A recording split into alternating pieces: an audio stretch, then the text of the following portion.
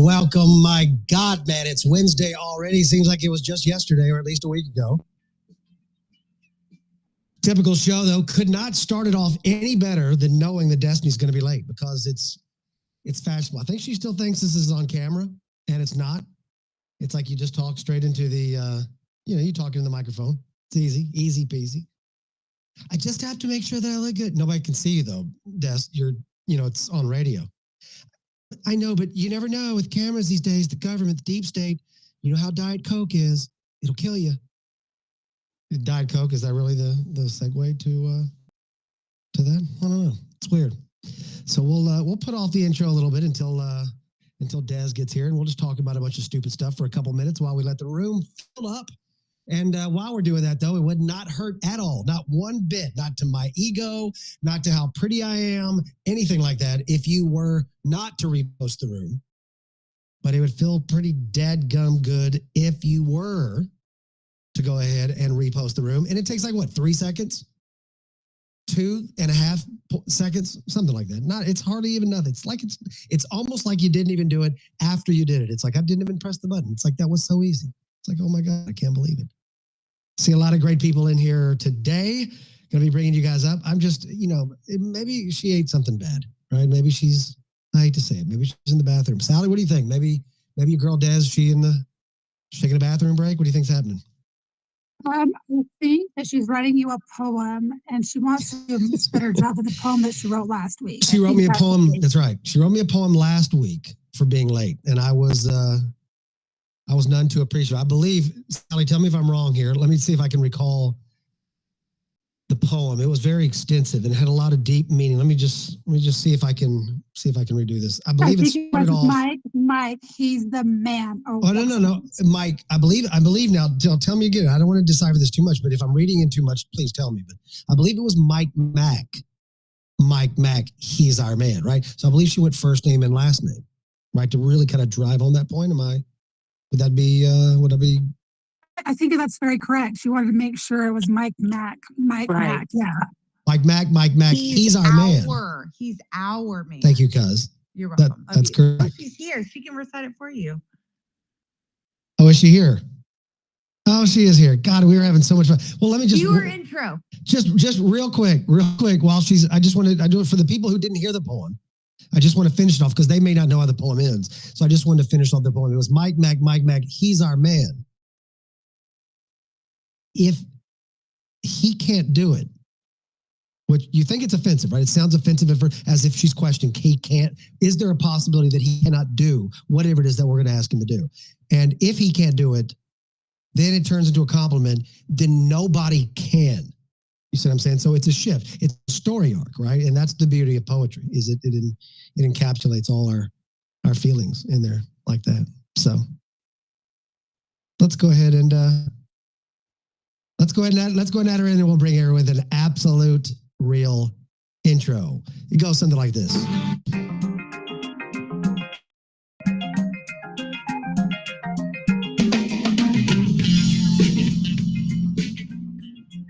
All right, welcome to the show, the hottest man and woman in the land,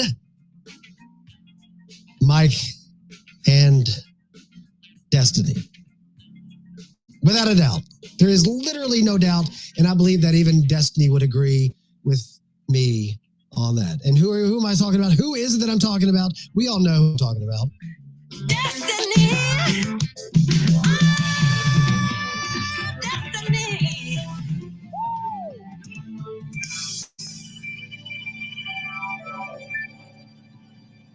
She is here and she is ready to co-host. It looks like she's got that fire in her eyes. Of course, it looks that way pretty much every week. So, what's up, Des? Oh, no, nothing, Mike. I just wanted everybody to see, it's in the bubble above. The imposter who had sent that poem has been mimicking me and my messages, and obviously even my face and my videos. And so we caught the culprit. What? God, I make a better you than you. I think let's be honest with each other. I think you can look at that picture and I mean, that is a good looking me right there. I don't know. I'm not sold on it. I mean, I might be wearing the beanie too far back. But no, I just don't think you can pull it off. Have you even seen the high wire? I bet you haven't. I don't even know what that means. I just wanted to make fun of you with the picture.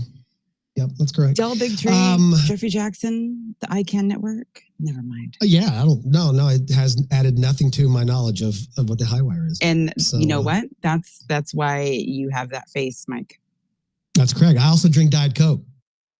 Diet Coke is for schmucks, and I will talk shit to Elon for promoting that. It's stupid. That's stupid. Aspartame is carcinogenic. Young lady. Aspartame is carcinogenic, and Felenian causes birth defects. Started. Well, while she's talking about that in the background, shout out to QUX, Rumble, Pilled.net, and of course, Animoca and Wolf News. But my heart always lies with the great and powerful America Mission. America Mission, guys, if you want to get involved, go to America Mission, go to americamission.com, just check it out. And it is a hell of a community. And hopefully, if Dustin and maybe and Jen get a chance to stop by, the other two people behind that really kind of got American Mission off the ground, going back to January 6th, and just great stuff. Dustin and Jen are just absolute powerhouses, great people. And I know they got a lot on their plate this weekend, and I definitely want to talk about that. So hopefully they get a chance to stop by and tell us about some of the things that they're doing. It is going to be absolutely freaking fantastic. And while you're up here, guys, if you see any of these speakers, just follow the people that are speakers. And also, Des, I want to announce that, and I know I don't want everybody to go nuts right now. Okay, I want everybody to be in a safe space. Just call. Make sure you can see your hands, and they're calling. Put them on your knees and just take a breath. Just take a breath. But tonight, immediately following this space, we are going to have the first ever subscribers only space. So if you're not a subscriber, it's going to cost you so much. It's incredible. It costs so much money, 99 cents, right? Round it up to $1. It's fantastic. So for 99 cents, subscribe, and you will be able to hang out with us and absolutely devolve as we normally do. Because Des, you know that we normally devolve at the end of our spaces, right? For the last 30 minutes. Yep, that's the way it goes. You're going to watch Destiny Night tonight. We're going to devolve, and nobody's going to be bringing up serious. We're just going to kind of wrap up what we talked about and just kind of devolve, kind of get to know each other a little bit. So if you are interested in that, stick around afterwards. Otherwise, if you don't want to, it'll be just me and Des in that room calling each other names. And that might be worth the 99 cents right there. So something to think about. What was I going to say? I was going to say something else. Also, yeah, just make sure you retweet the room down below. And if you go to Destiny's page and my page, you'll see in the little tab there, you'll see the Say Something community. So if you want to be a part of that, you want to see Destiny post those weird looking pictures of her in a freaking beanie looking up at some high wire dude. Okay, I was looking at Jupiter, Venus, Mars, What are you and looking the at? moon. Savvy, I think you know what I'm about to ask her right now. She was looking at Jupiter, Saturn, Venus, but was. No, No. Uranus. No. Do it, Sav. Go ahead and ask her for me. Uranus. Thank you very much. That's called. Uranus will be That's viewable called in being a couple blood days. relative. We can read That's each what's other's up. minds. That's it. That's how it works. Savvy said it best. Where are you looking at? Uranus. So, and it is a glorious planet. I think we can all agree on that. So, yeah. It's a Beautiful. gaseous giant. Hey, I have a quick It's question. been called that. Why do you have a Yeah. 5 head? Mike Mac. What's that? Oh, Sally. What'd she say?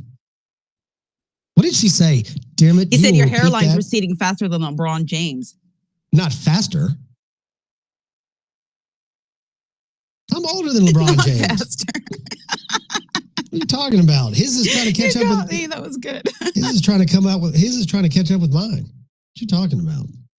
Hey, Yeah. Destiny, do you have one of those telescope things? Because you inspired me to do some like. Wait, hold on, planet Savvy. research. Wait, Savvy, hold on. Did you just ask Destiny if she and let me see if I can I didn't clip the audio, so let me see if I can remember this verbatim. Did you just ask Destiny, do you have one of those telescope things? That's what I said. Okay, just checking. So, Because she inspired me to do some planetary research. And on Friday, I think, is the closest Jupiter is going to be. And you're supposed to get some beautiful, beautiful shots if you have a telescope thing. E. I Yes. do have telescopes. I have 4 of them. 2 of them I bought and 2 I built. And I will definitely be looking at it. It has been getting bigger. Jupiter has. What's been really lovely the last couple months is we've been able to catch the night sky with Venus and Jupiter out at the same time, which is not like incredibly rare, but for as clear as it's been really awesome to see. I haven't seen it this way in a long time, especially now you can definitely see Jupiter, Mars, Venus, and the moon have all been in a line. And apparently on the inauguration, all 7 planets are supposed to be visible, but by visible, they do not mean to the naked eye because you can't see Uranus and Mercury and Pluto with the naked eye. And I believe, Savvy, with the naked eye, there's only one planet you can see. Uranus. There we go. That's my girl. She always that's how it works. See, that's when that's Except for Jupiter and Jupiter's moons, right? That's when you have when you're blood related. That's what happens. You pick up on stuff. Shout out to some of the people I see down there. I see Dr. Cat in here, which I'm going to kind of destroy a little bit of her Greenland Canada theory. That's going to be fun. It's always Wait, she's got a Greenland, Canada theory? Yeah, she does. What? Yeah, I she missed does. this. I have to go on her page now and Yeah, find she out. does. What It's this always is all easier. about. It's always easier to attack Dr. Cat when she's a listener, though. I've noticed that it's because she comes in and everybody loves her, everybody respects her, and all that. Yeah, and yeah. So I just like to do it like this. See, Mandy's in there. See, Angela's in there. Eileen, Sniper Jan is in the house. And let me give a shout out to, see, Kayla's in here as well. Microhawk. Yes, we've got a lot of people coming up. I'm going to check that out. See my boy Andrew down in the house. Let me give, I do want to give a shout out to MV. Des, the other day we were talking and we're talking about animals and you're a big animal lover. And I sure am. Bee killer. What's the news? Okay, I'm never gonna live that down. Thanks, Green Man. But anyway, she just gave me a great shout out the other day for something I said to her, and it really, I didn't expect it. It kind of caught me off guard a little bit, and it's so. She was very kind, and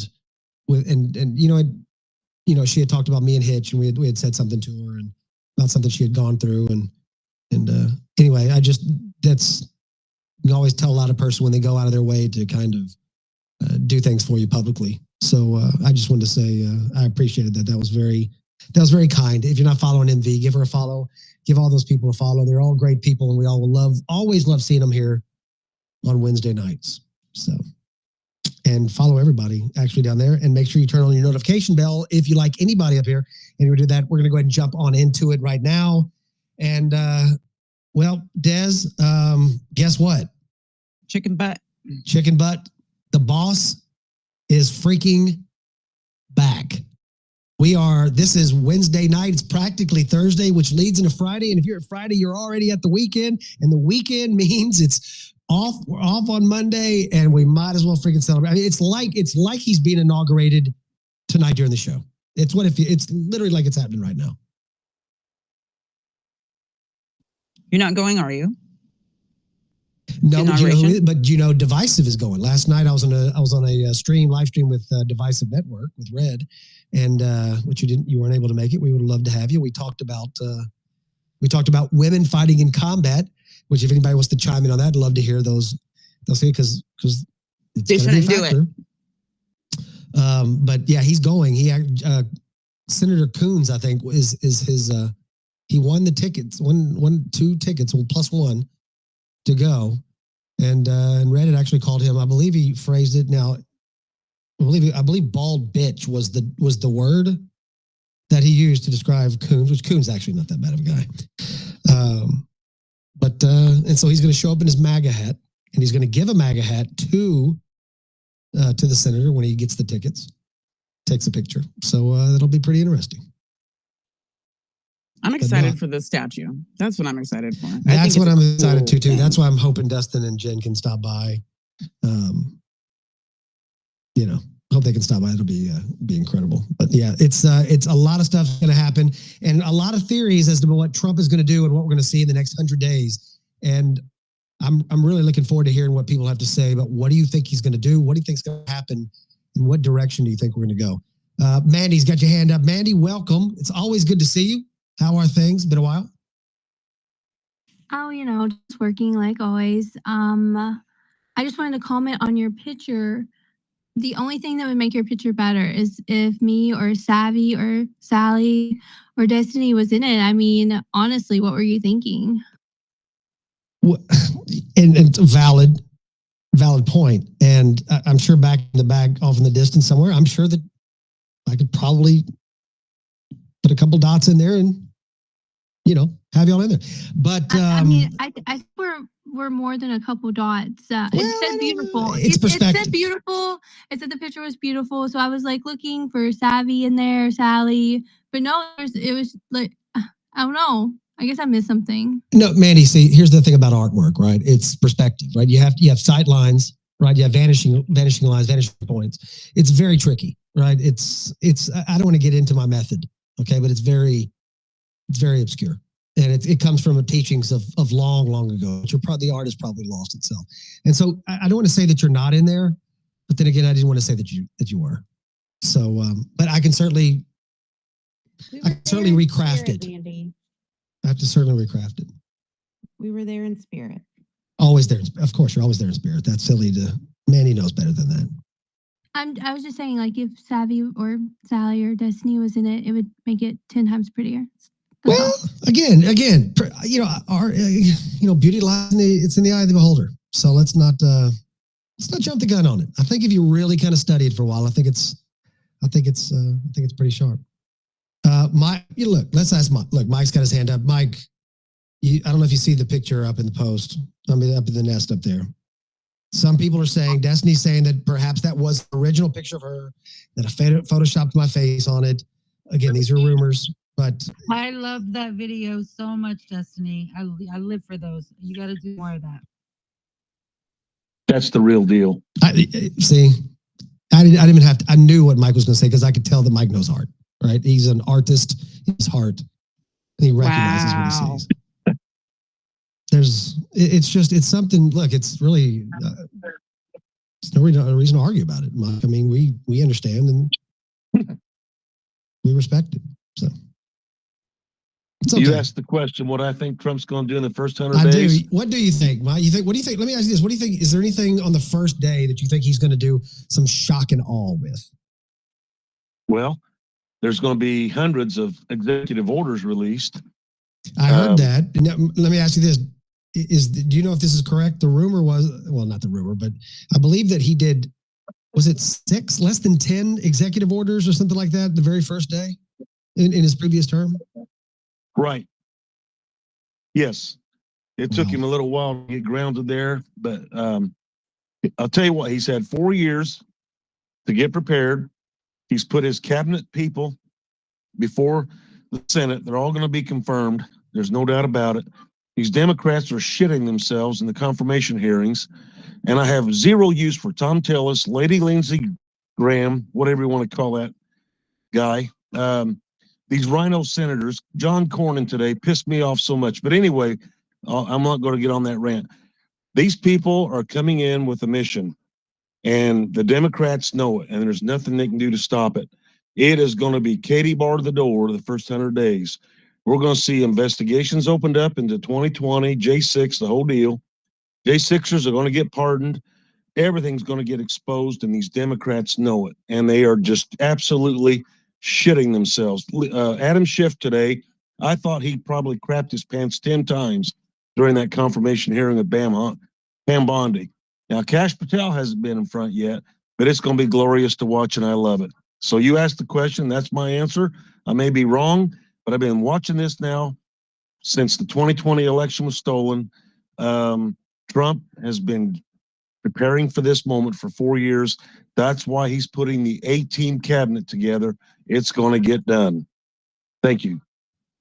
Appreciate it, brother. Yeah, no, I agree. Talking to somebody that's, look, I mean, if anybody knows what's going on and has some theories on this, my cousin Savvy does.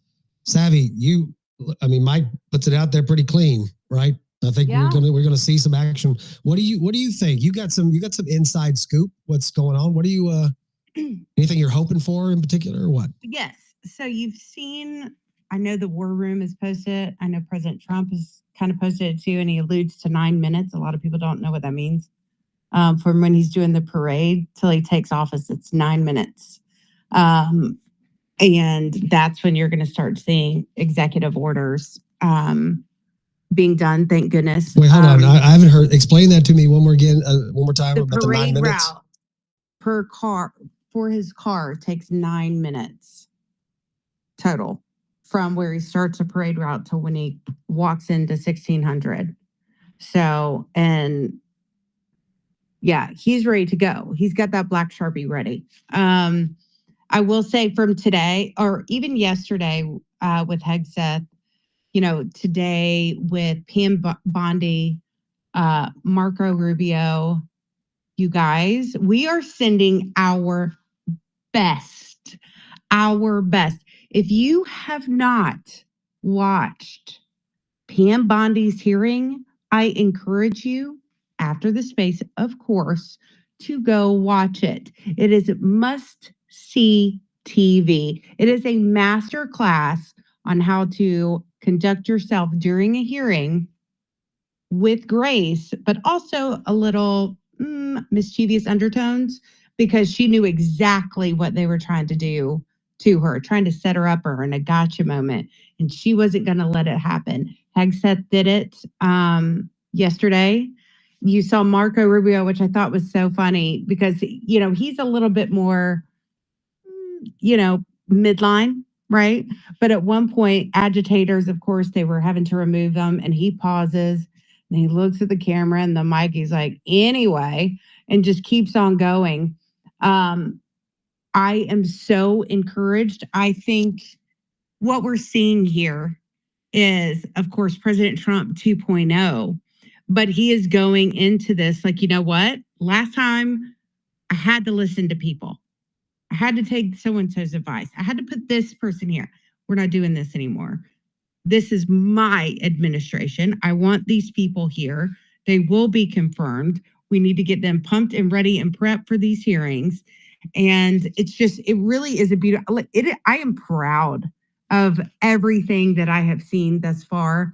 I was a little upset with Senate Democrats today for not questioning Pam Bondi on space lasers. I was really upset because they literally went after her with every other absurdity they possibly could, and they left out space lasers. I was sad about that. I believe now, if I'm not mistaken, the space lasers are actually manufactured by native Israelis, or as some people call them, Jews. Is that correct? Is that are they? I can neither confirm. You can nor either. deny. Okay, understandable. Yeah. But what a great showing. She got her little jabs in there too, which was just a glorious. There were times, and I was working, I was full on, I had it so loud on my TV. And when I'd hear these, I would literally just start, I'm like, yes, it was a perfect, and she was so eloquent and classy when she did it. I'm like, we be best. We are sending our best. I was so proud. She looks great for 59. I will say her skin is fantastic, and Terrible made a great observation. Oh my goodness. And you know what? It's funny you say that, Destiny. Mike Mac, I was thinking about us because that's good genetics, much like what we have. Of course. And but no, she looked glorious. So I'm so excited to see, the first 100 days, the first 18, 24 months.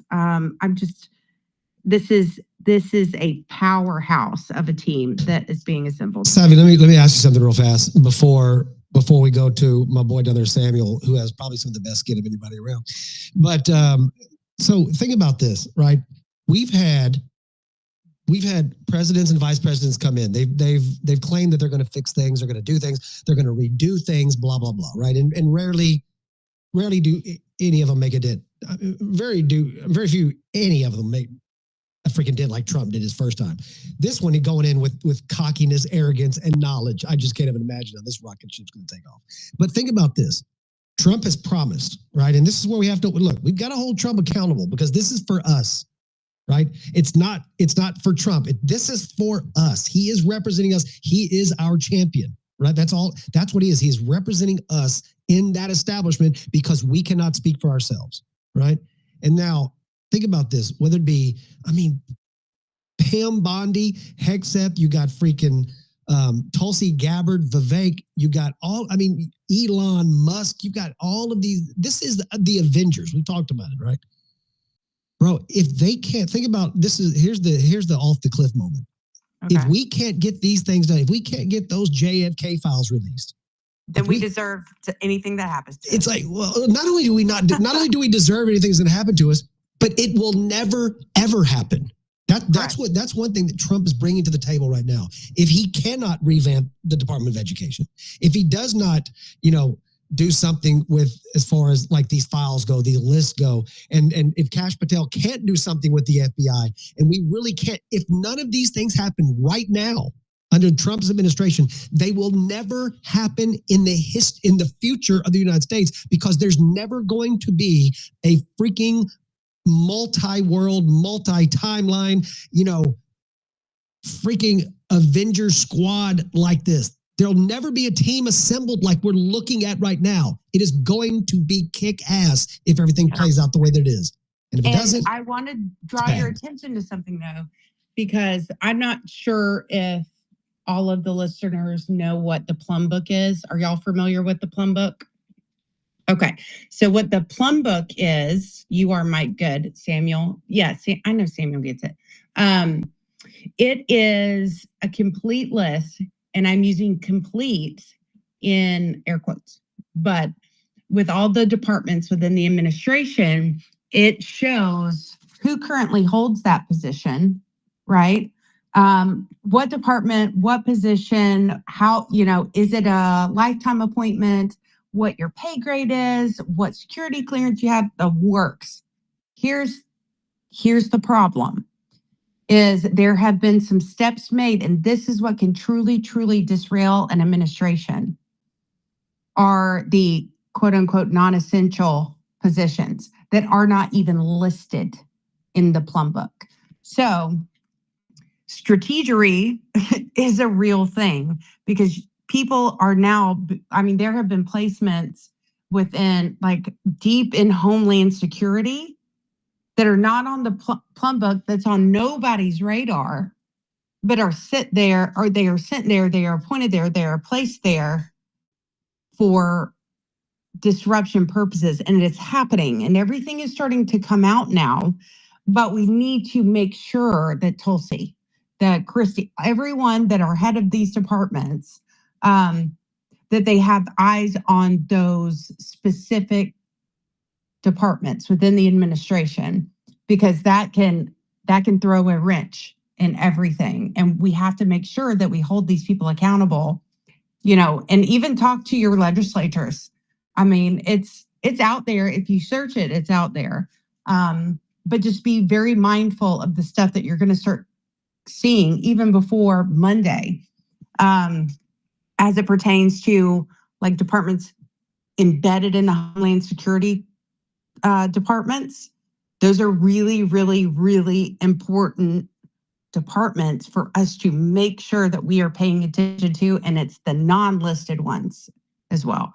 So, and you believe these people can compromise some of these department heads, or? Oh, they're already starting to do it. The Biden administration is currently the last appointee for a very important department within Homeland Security was appointed on December 29th. And there's no expiration date there. That's when and it's in the, I think it's called RAIO, RAIO. So they're the ones who vet people coming across, or it's deep and it's very dark, but it's very real that this is happening, because these people can be placed in these positions with access to cover up certain wrongdoings within that department, or extract information, get it somewhere else. It is dark, it is dirty, and they, meaning the other guys, will literally stop at nothing to put certain people in these positions. And so we just got to really make sure that we are hyper focused on those certain departments. And a lot of them are embedded where we have great people ready to go, but it's the deep down the chain people that are worrisome. So, but yes, as long as we can stay on task and actually do it, and I'll get off my soapbox and then I'll drop down to listener. But this is why it's so important for you to use your voice, because it's your constitutional right and duty to do so. So make people aware, make those phone calls.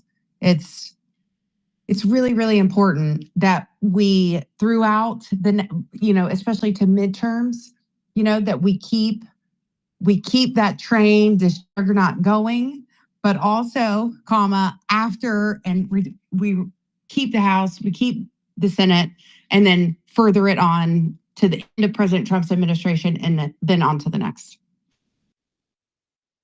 No, it sounds, first of all, don't drop yourself down. My family never has to leave the stage. Yeah, no, I see what you're saying. I've been trying to digest what you're, the things that you're talking about, because it's always interesting when you hear something like you and Mike knew about it, Samuel knew about it. I've never I've never heard of that before, and it just kind of frustrates you. You know, it makes you a little bit ashamed of the people that represent you, that they're purposely going out of their way to destroy you, and it doesn't. Like, I mean, you know what's happening, but then when you see some of the things that Biden's done, you know, just recently, it's like there is no reason for you to do that. Like you could just like it's almost like when he got in, you could have just let it stay like this, and it would have been perfect, and it would have exalted you. You could have wound up taking credit for it. Right, but they had a major blow November 5th, so they have already started working on their wargaming, their planning for the midterms and for 2028. And so they're putting people in places already now.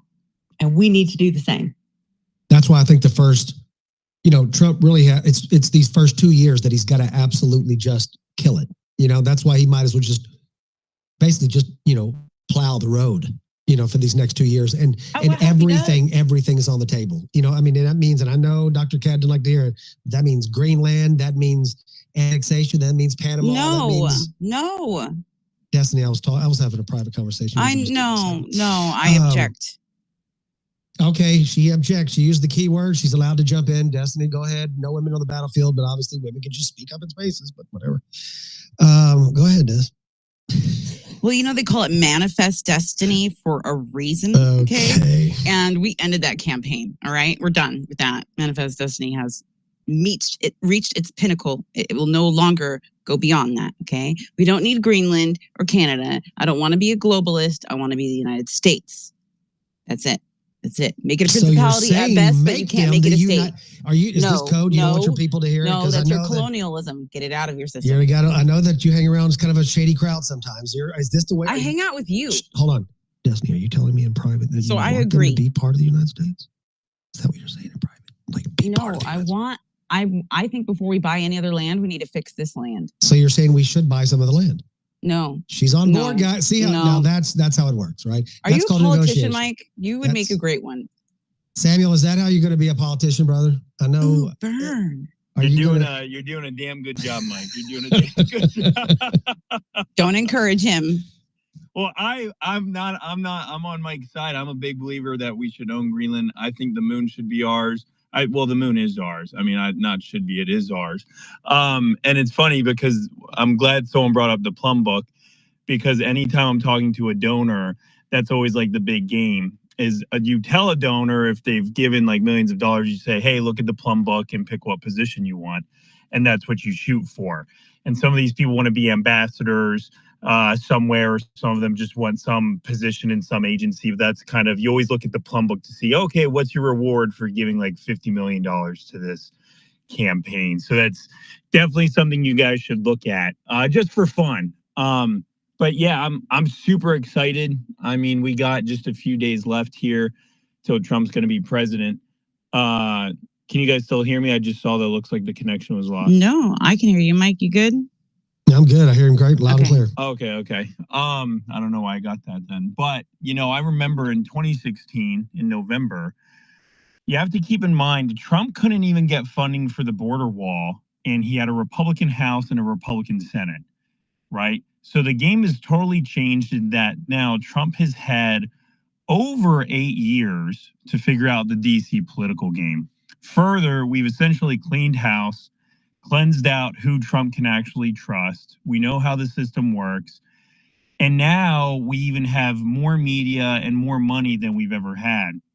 One thing a lot of people don't understand is in 2016, Trump had no mega donors up until like October of that election cycle. And that's when a big mega donor came in and decided, okay, we're going to get behind Trump. But before then, it was all grassroots. So a lot of these people also didn't even know how to use the money they were given. They didn't know how to use the lawfare, which has become a huge strategy. We didn't have the Supreme Court, solidly Republican back then. So the game's completely changed now in Trump's favor. And they can't just target Trump. They now have to target RFK Jr. They have to target Tulsi Gabbard. They have to target Akash Patel. So what's going to happen is a complete overwhelming of the democratic system, the establishment system, whatever you want to call it. And if they move quick, regardless of what lawsuits they get hit with, because Trump could, if he wanted to, not only is I think he going to sign probably over 100 executive orders in probably his first week in office. I wouldn't be surprised if it exceeds that. But you have to remember, one strategy that the Democrats do is anytime they do something unconstitutional, quote unquote, well, they do it anyway until it's settled in court. So the big question that I'm curious to see what Trump and all his appointees do is if they let court orders stop them from accomplishing his agenda. Because what's going to happen is you're going to have exactly what happened in 2018, where you have all these random judges around the U.S. who try to put a stop to a specific part of an agenda. And all they want to do is delay, delay, delay. And that works if you decide to let that judge stop you, right? Or you just push forward anyway and say, okay, well, we'll deal with the repercussions of whatever the next lawsuit is. For example, when they're going to clean house and fire a bunch of people in the federal government, that could get bogged up in the legal system for the next 4 to 5 years, right? Well after the midterms, well after Trump's even gone. But if Trump just decides to say, or any of his agency heads just decide to say, okay, well, it's in the court, but we're still not letting you guys in, then you still have that advantage. And the media can only cover so much, right? Because now we live in this constant daily cycle of media. You essentially get 1 to 2 good stories a day. If everyone in Trump's administration is consistently just making these bold moves, they literally do not have the ability to be effective, because that's what the media has done the past 6 to 8 years with Trump. Is what they'll try to do is single out one thing a day and make that the topic for a day to control whatever that narrative is and grab everyone's attention. But if everyone's doing everything all the time, the media literally does not have the ability to control that narrative in any way, shape, or form. So if I was a Democrat or I was an establishment person, I would be more scared than I've ever been. A lot of them are probably going to be trying to get into good graces and talk, because now they really, they can do all these little things, kind of like some other people talked about, to try to hold the line, quote unquote, and make sure that they can't be fired. But when you have this much overwhelming force and pressure that they're coming in with now, and they don't even have the old institutions that they used to have, like the media, to help control the narrative, they're in a really tight spot. So I just hope the next 2 years, I hope they're just really, really aggressive. I hope all of his appointees are really, really aggressive. Shock and awe. Yeah, even if they don't get confirmed by the Senate, he can put them in there for 180 days, and then they can get reinstituted for, I think, another 250 days. Right? So there's literally nothing stopping what Trump wants to do. Shock and awe. MAGA 100%. Shock and awe. Samuel Arms is in the house. Well, apparently Gary Cardona's in the house.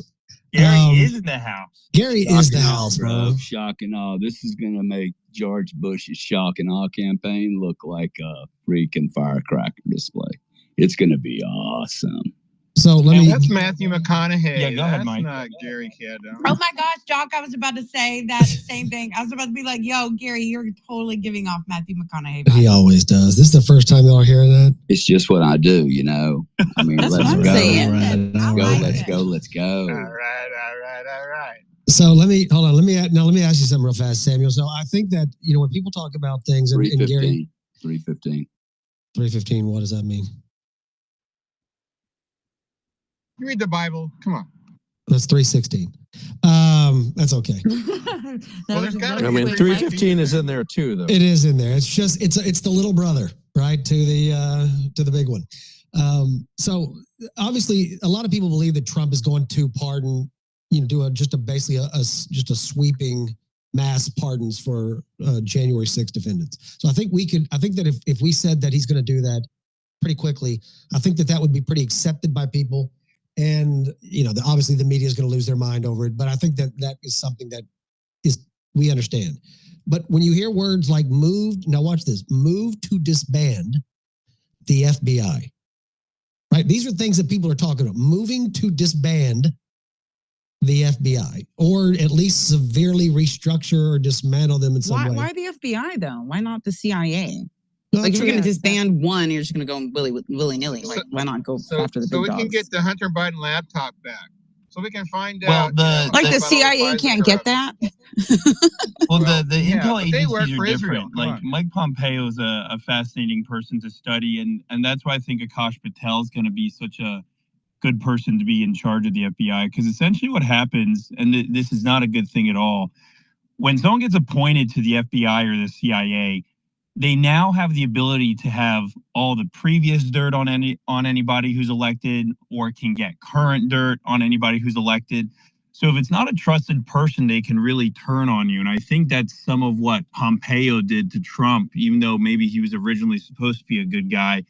Like when they get that type of power, they can really decide, oh, well, look, I'm now at the point where I can kind of tell the president what to do, or I can at least tell him, edited information about a situation that I know more about than him, and make decisions based off of that.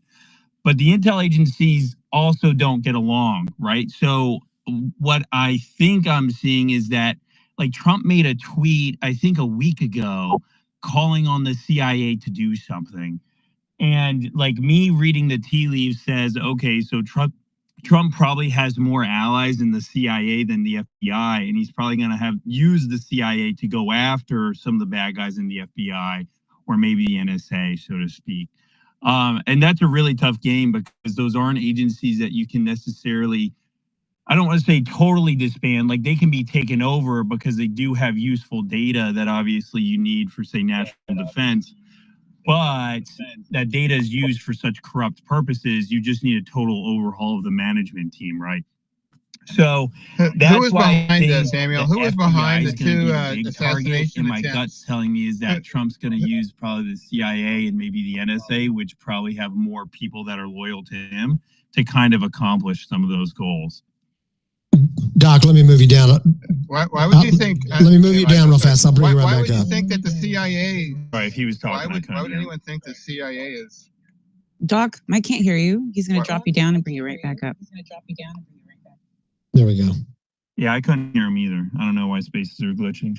I think it's while we're bringing Doc up, I think it's another important note of the verbiage that you heard during some of these hearings and the questioning about specific individuals, i.e., Liz Cheney.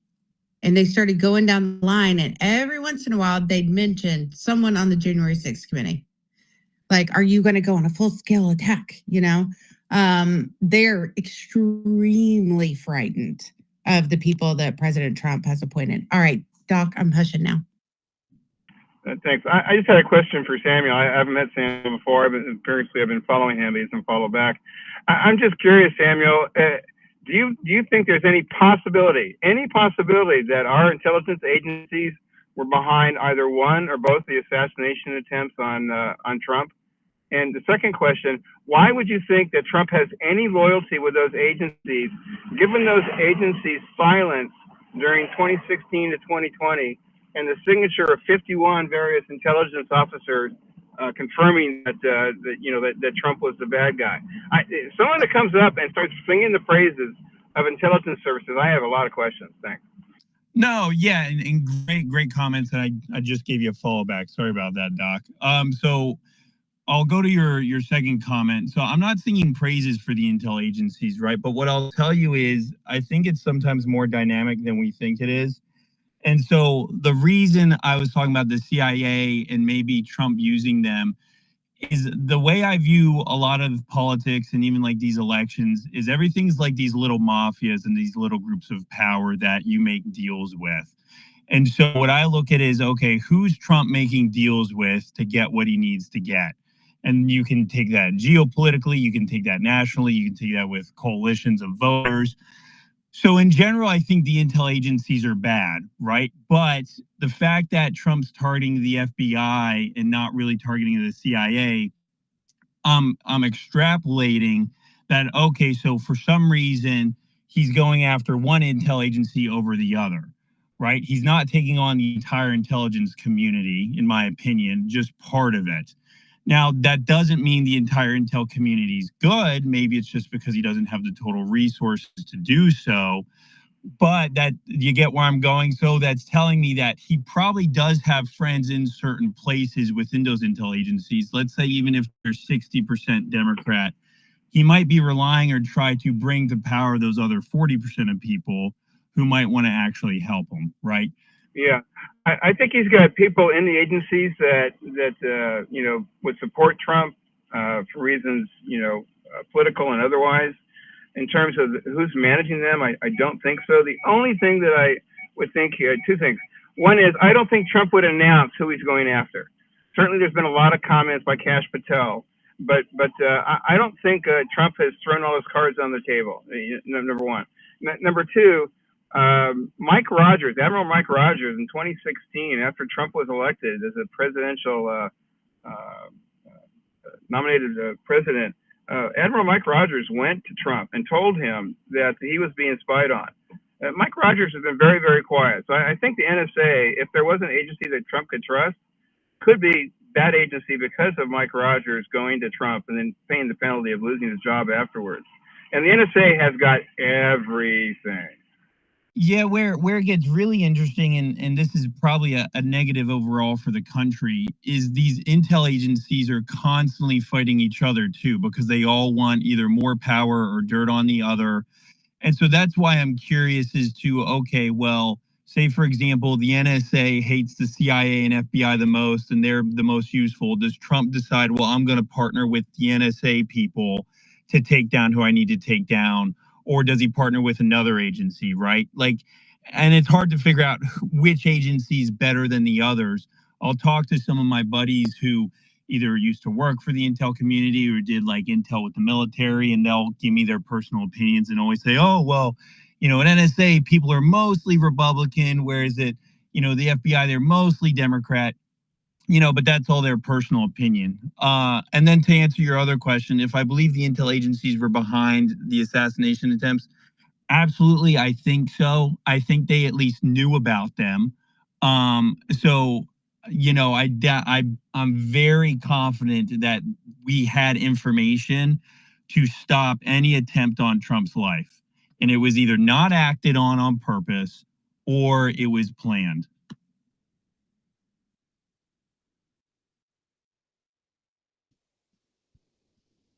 It's a good answer. Sorry about that. My mic was not coming on at all. Sorry about that. You were eating something. So Samuel's got the politician in him, because what he did is he teased us, right? He gave us the meat and the potatoes in the beginning of the answer, right? Then he gave us that little blip where he said, "Yes, I do," and at the very end there. So that's how Sam is, though. Sam's a strategist. Right? He knows. He learned it from Cardone, which we all learn from Cardone, right? That's how it works.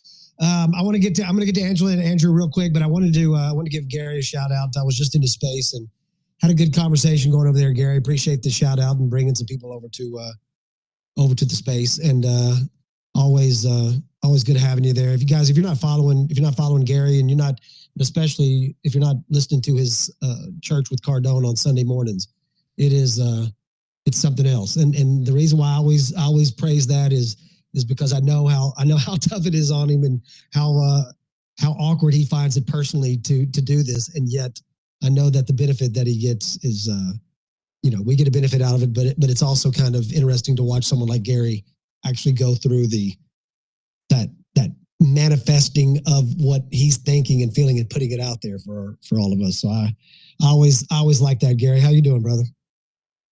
Doing good, man. Doing good.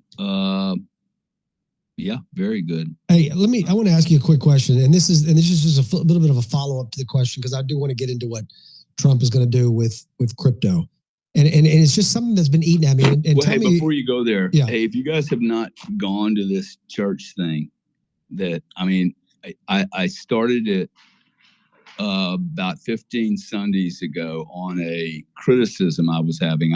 I talk to myself. Sam will know I talk to myself a lot, and. Yo, dude, settle the fuck down. Hey, sorry.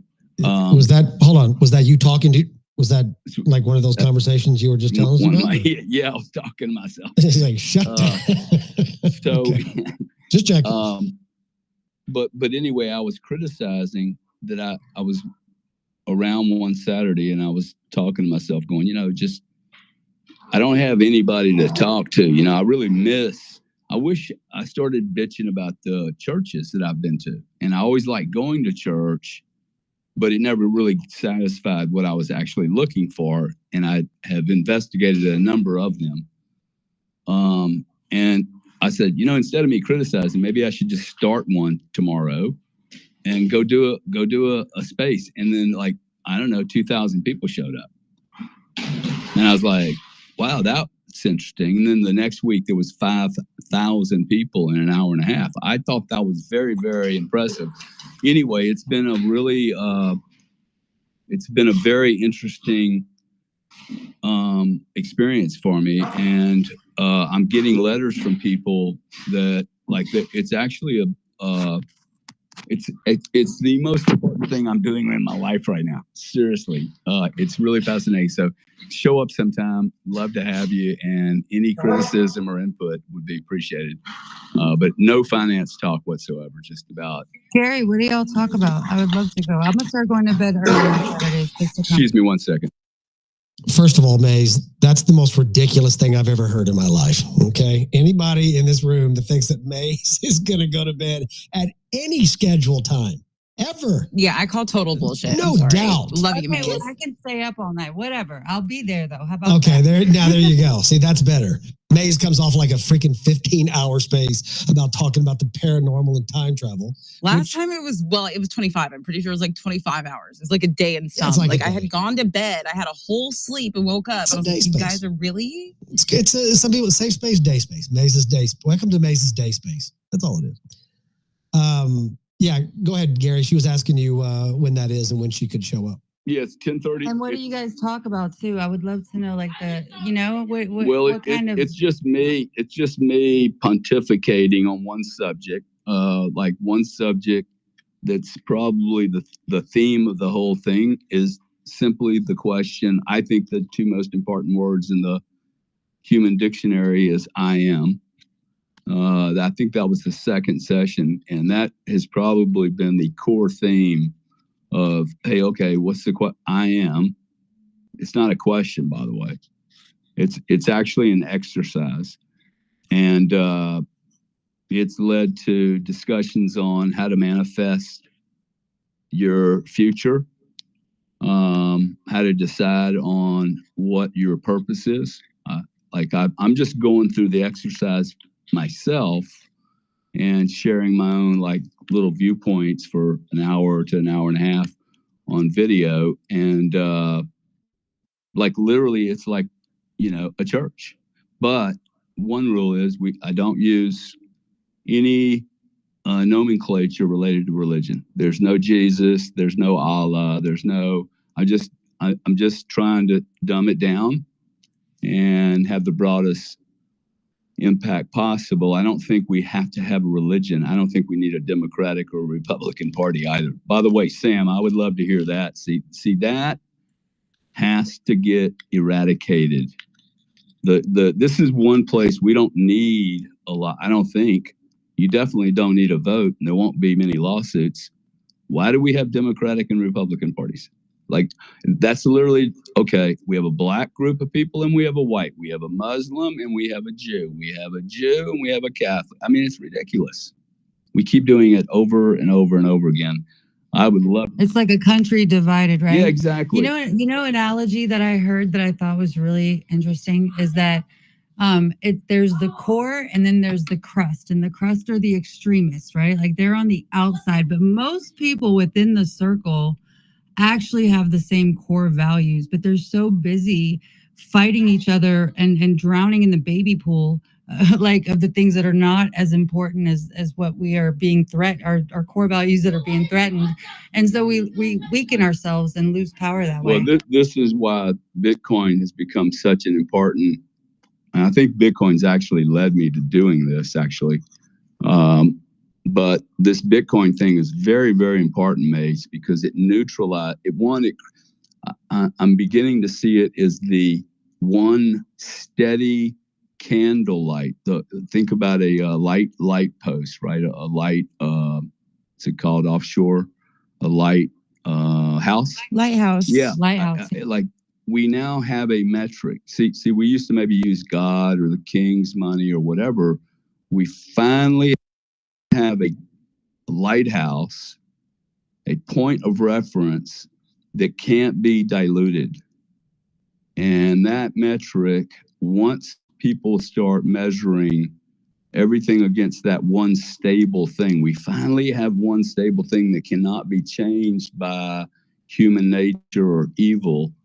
I'm betting a lot of money and a lot of energy and time that one small candle, because its stability, will set a real guiding light for everything else to be measured against, if that makes sense, both politically, financially, and spiritually. Like, oh wow, Bitcoin doesn't do any harm to anyone. Oh wow, General Electric and General Dynamics, they make money creating war machines. Oh, I think I want to invest in Bitcoin. Right? So it's not exploitable, right?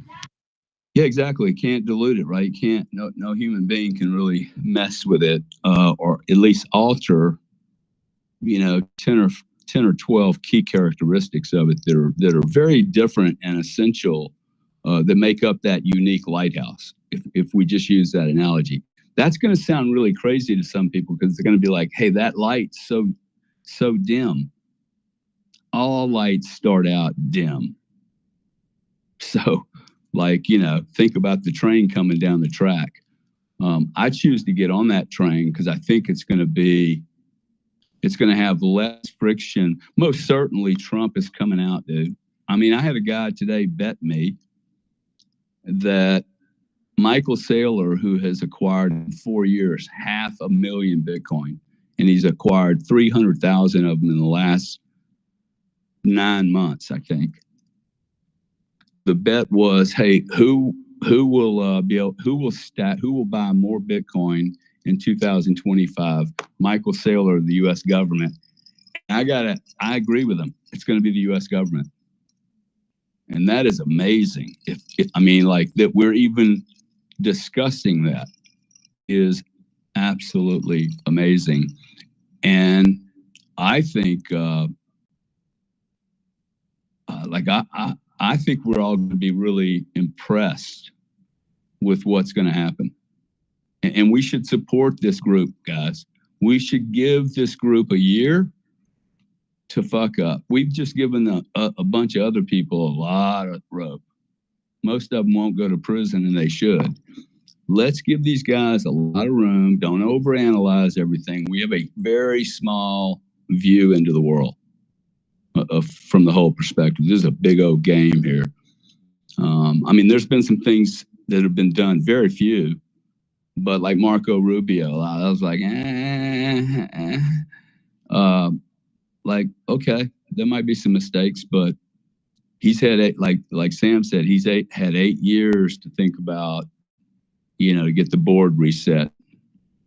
And he's been fed with exactly what Donald Trump has needed. Attention and drama. And it's been, the other side has actually just given us everything we wanted. So it's a great exercise in understanding how to deal with narcissists. You just let them go wild, man. Put a microphone in front of them and a camera, and they will go absolutely crazy and do all the work for you. Destiny, do you agree with that?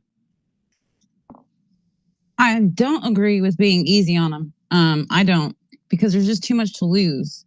Because if it was 8 years, I would say the same. But 4 years, not be easy. I'm just saying they always destroy themselves because they always go overboard. They don't know how to stop. Yeah, no, that seems to be a cyclical problem, that we have this overreaction that we see, and especially from the left, because that's like their best playing card in their deck, is overreacting and just going so overboard that you essentially, force the hand of everyone that voted for them. And we've seen what it's done now. Look at California. Look at California as a perfect example of how they let DEI and stupid things, that overboard decisions, completely ruin a beautiful state. And it's horrible. It had to come down to everyone's houses being burned down for them to see that. But that is a great example of them going overboard, which they do far too often. So I want to say something real fast. And Angela, and I'm going to go to Angela, Andrew, and David. I see your hands up. I just want to say one thing to Gary real quick.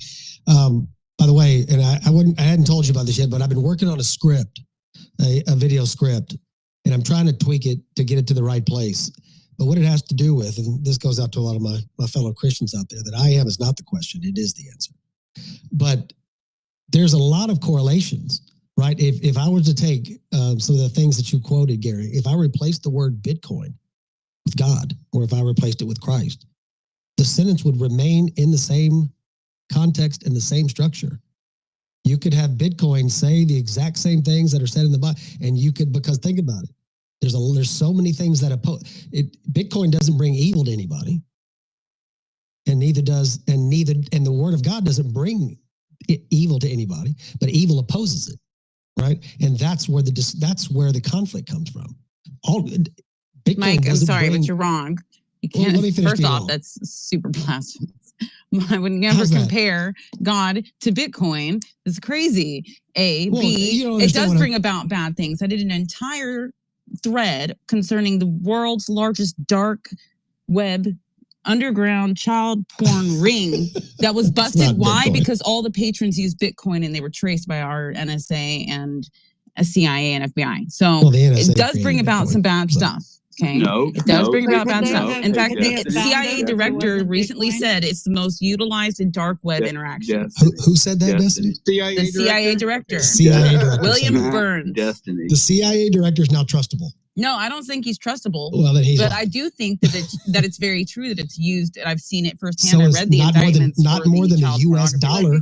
Because it's transparent, though, they can't. That's how they got caught, right? Didn't they trace it to that because of the Bitcoin? I think had they used money, dollars. Yeah, well, the fiat. The United States dollar is the #1 settlement currency for the freaking pedophiles in this world. Period. I'm just saying, comparing God to Bitcoin is a bit much. No, that's not what you said. Okay. You said yes, that. I did. I said that's then you quoted the crazy.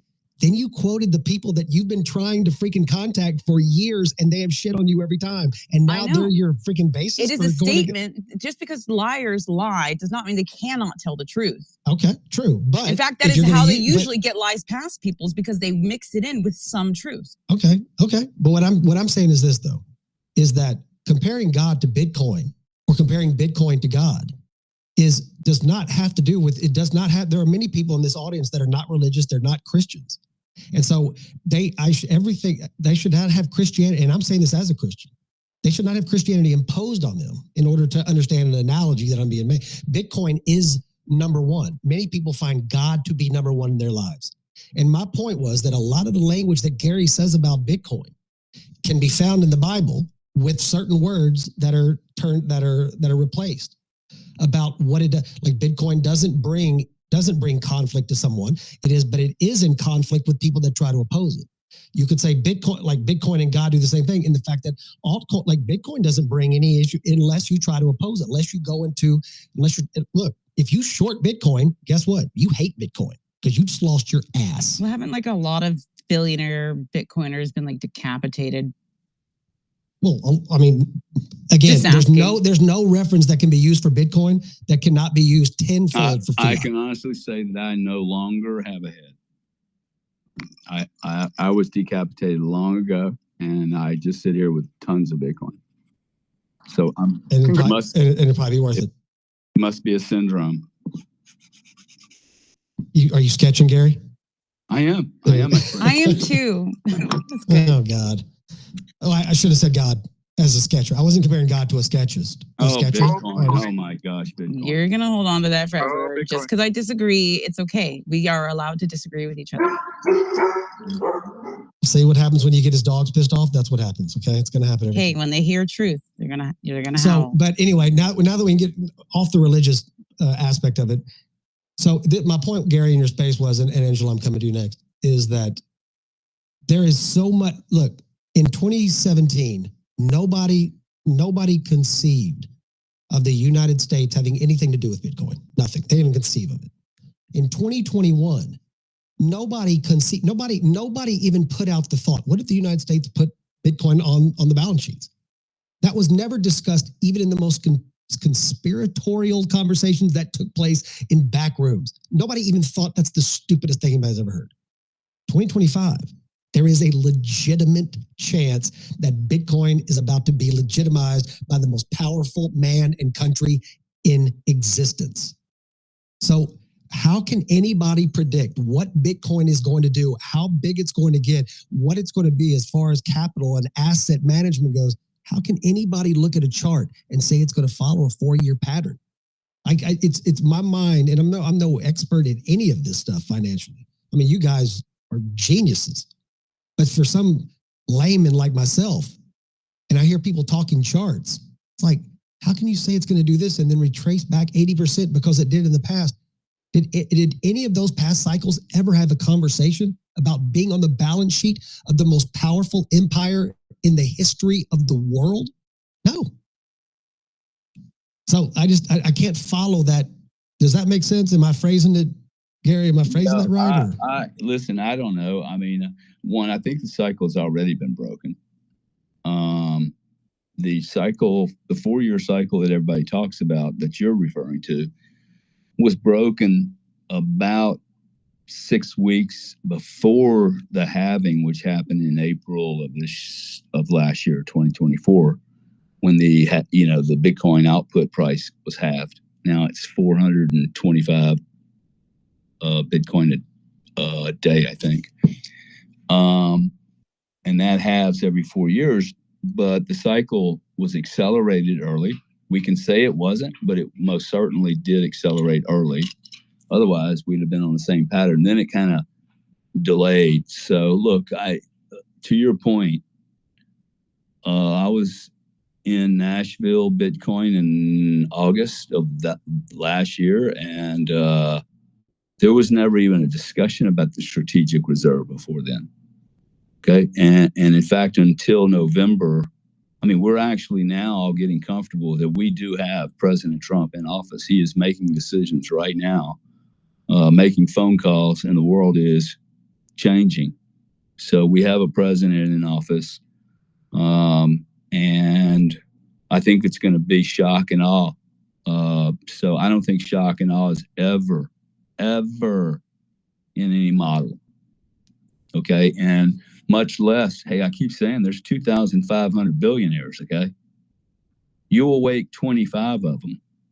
If 25 were to awaken, that is 1%, okay? And go, shit, man. I mean, think about it. A billionaire, he's got $5 billion, probably sitting in real estate in California. He's going to get a full insurance because he insured them through his corporate.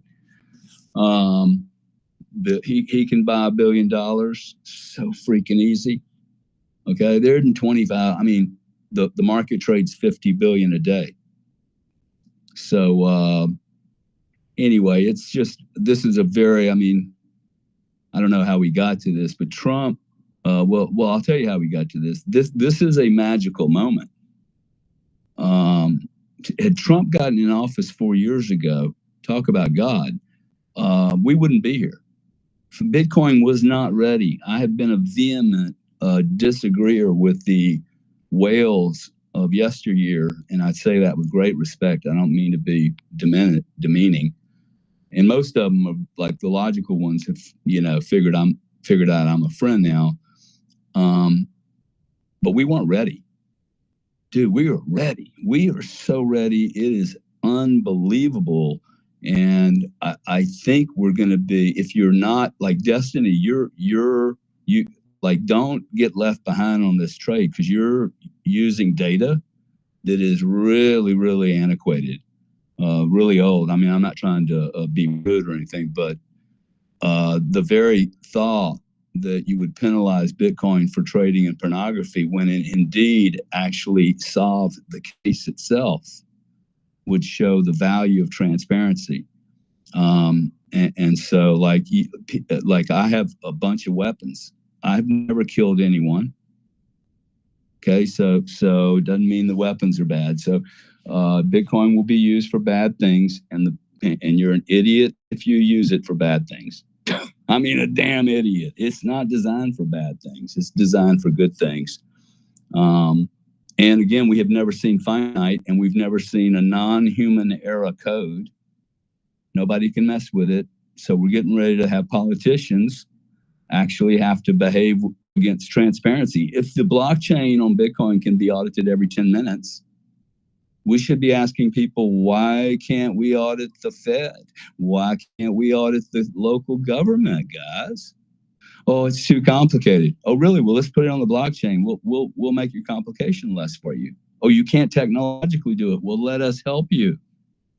There is no answer to, oh, no, we're not going to be transparent. We've lived 40 years in opacity, total freaking opaque darkness, mystery, black boxes, the Enron syndrome.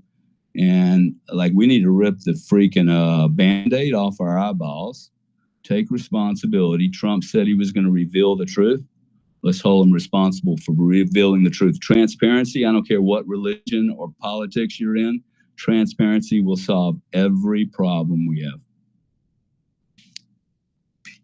Period. Preach. Sunday Cardone with Church with Cardone. Angela, jump in here. What do you think? What do you think about what we're talking about? Do you have any comments on the You know, I got all fired up earlier, and I don't know if you guys want to circle back around. Absolutely. We're just talking about his when he gets in.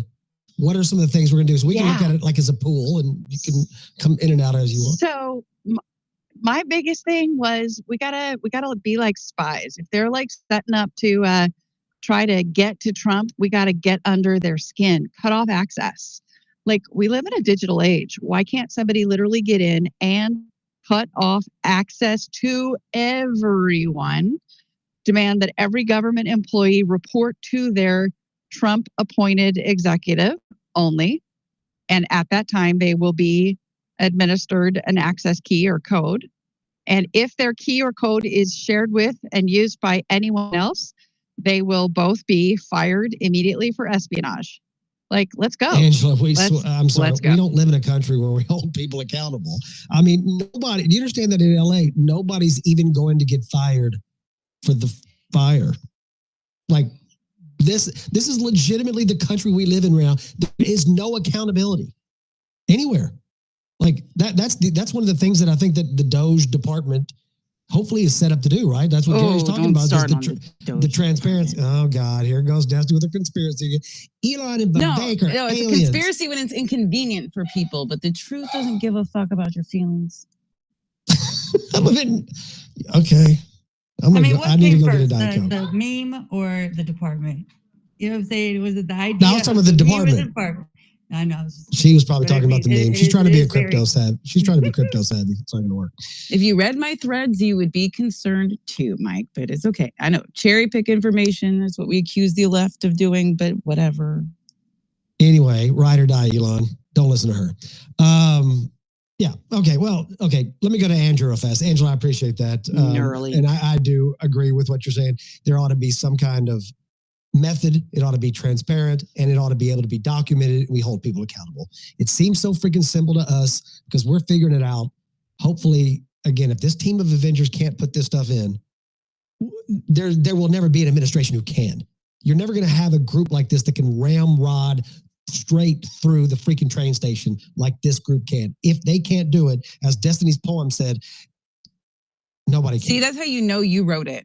Because you just quoted it, Hitchlap wrote it. Verbatim. I think Hitchlap wrote it. No, you've been found out to be the imposter. Let me just say this, Andrew. I'm coming to you next, and this is maybe it's fortuitous that it goes in this segue, but I want to give my boy Hitchlap welcome to Hitchlap to the stage. He is arguably, in my for some people, not for me, but for some, the greatest co-host or the greatest host rather of XSpaces. And the fact that he's a co-host here is it's sick. So, whenever you have... We definitely have the best co-hosts and hosts on this panel. That's for sure. Maze she's an inherent co-host. Like, she's a co-host no matter where she goes. She is always a co-host. So, but even Maze, I think, as Destiny and I would do, we would deflect to Hitchlap as being the greatest of all time. Hitchlap, what's up, brother? How you doing? Thank you, Mike, Mac, Destiny, and everyone else on the stage. You always flattered me, Mike, and I really appreciate it. Before I say anything, I want to draw people's attention to Jumbotron. We've got a link to Gary's Sunday Spaces. We've got follow Mike Mac and subscribe to notifications on only 99 cents. You can't beat that. And we've got a few other things in there.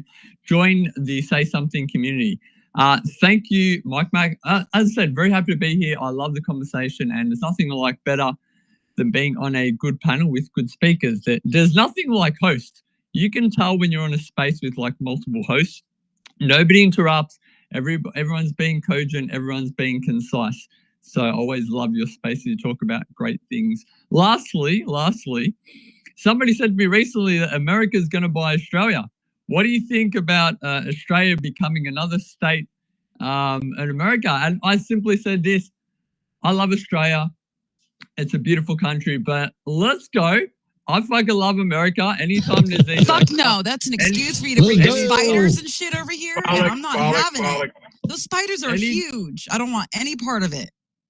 Anytime there's these communist rats that are like, you know, saying bad thing about about America, I always go in there and, you know, big up America. Once I did a space where people were dirty communists were insulting America, and I just, every 3 speakers, because I was hosting, I started to play an American song. So once I played like Sweet Home Alabama, and then I played the like American national anthem. So listen, I love America, and if Australia ever joins America, I'm all about it.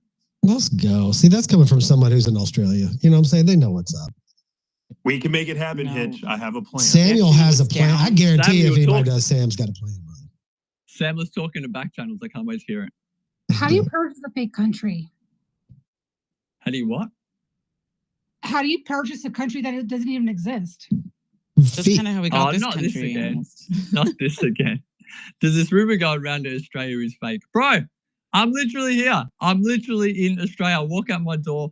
I've been getting attacked in the comments. I did a post saying, why is everyone saying Australia is fake? And all these people posting pictures and graphs and psyops. So I don't know what. Bro, all you've got to do right now, Hitch, is flush your toilet, and we'll all be able to hear how it spins backwards. Right? It's a different flushing sound. Listen, if you need proof that Australia in the flat Earth spaces. If you need proof that Australia exists, just look at my 20-minute spaces. How else can you explain the fact that they, you know, to you guys are always messaging me, oh, it's been 7 hours, it's been 9 hours, but it says 20.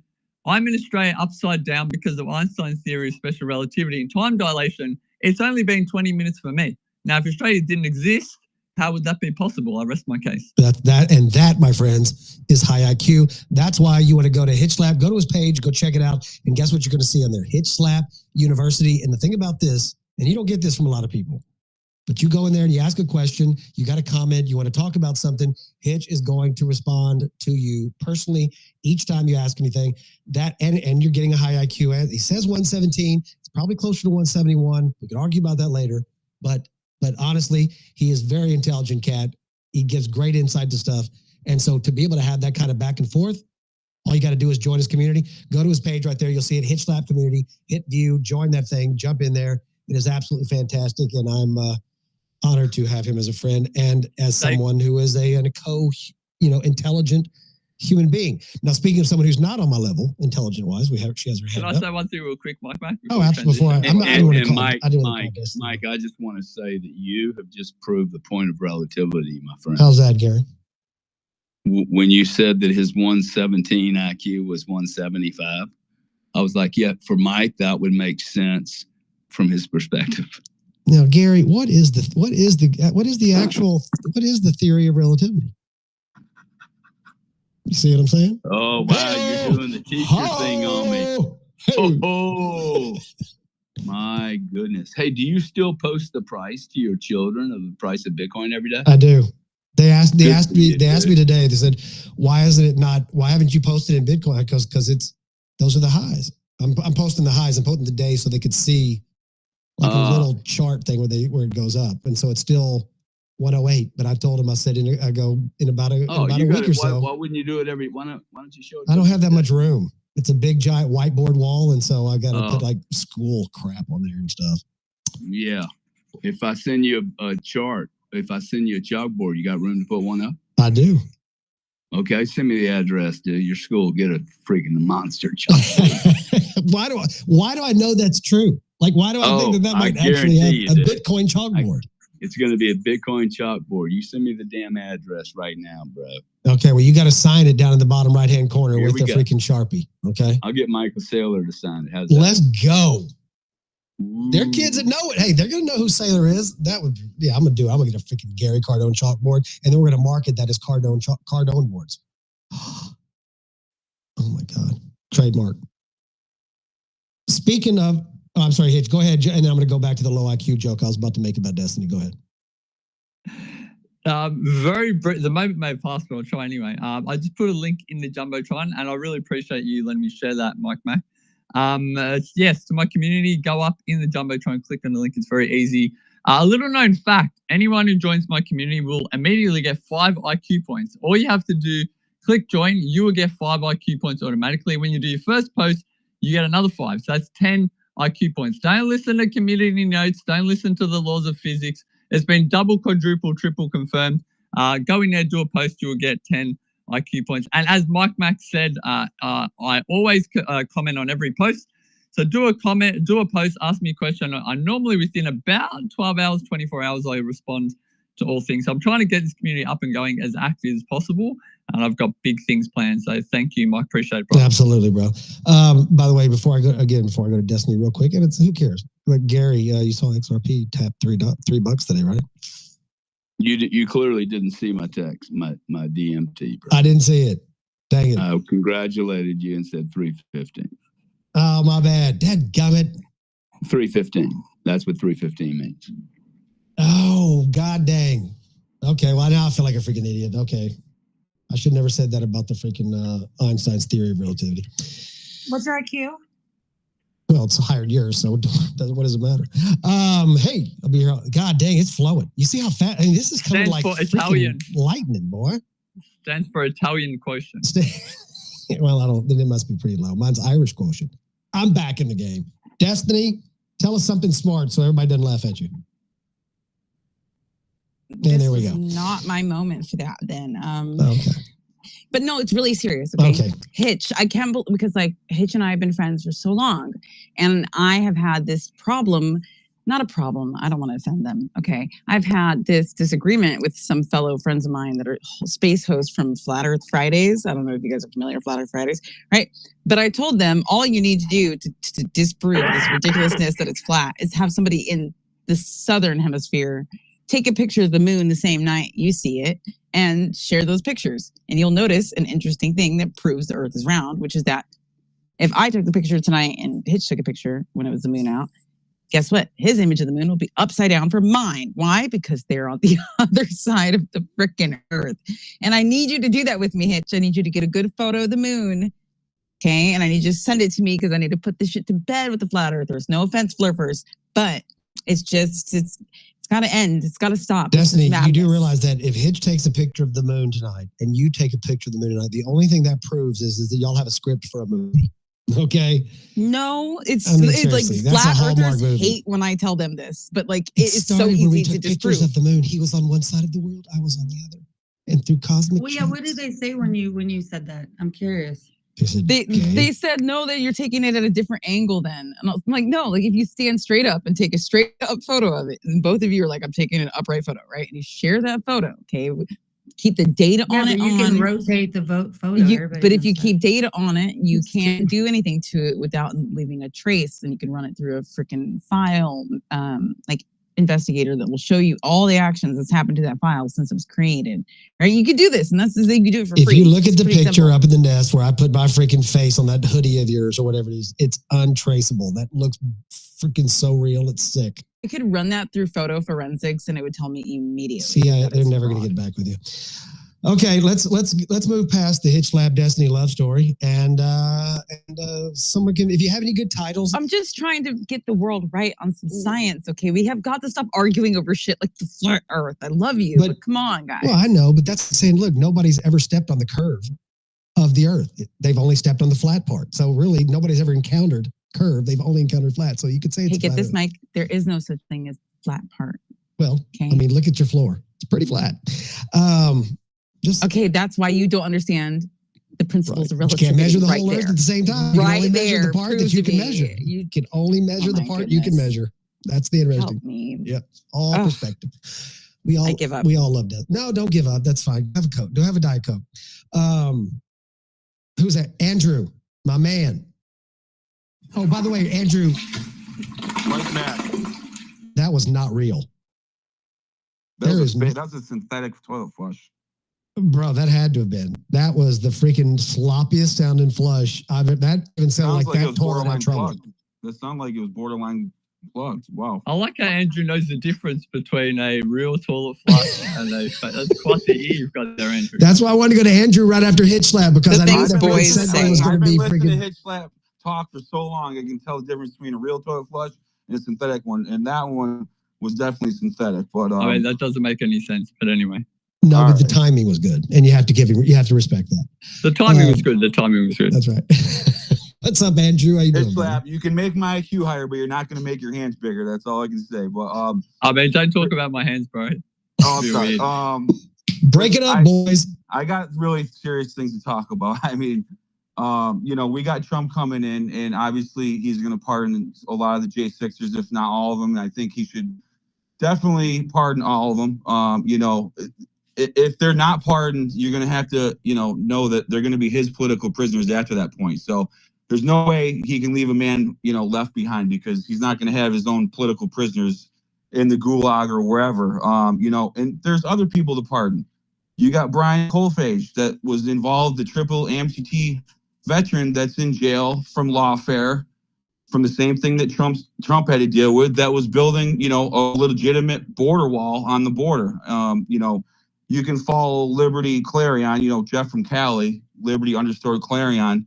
He's been pushing hard to get Brian Colfage, if I hope I'm saying that right, name out there because we need Trump to pardon him. I mean, a triple amputee, a vet in jail, obviously is, jail's hard enough, but a triple amputee is really obviously difficult. And we need to get his name out there. And if you guys have bigger platforms when you're in different spaces, if you could mention that and you can follow Liberty _ Clarion and get, more information. He's always pushing that. But it's going to be exciting to see all the J6 people get released. It's close to my heart. I was down there and, these guys have been serving long enough. So we're going to, like Mike Mac said, we got to hold the administration accountable.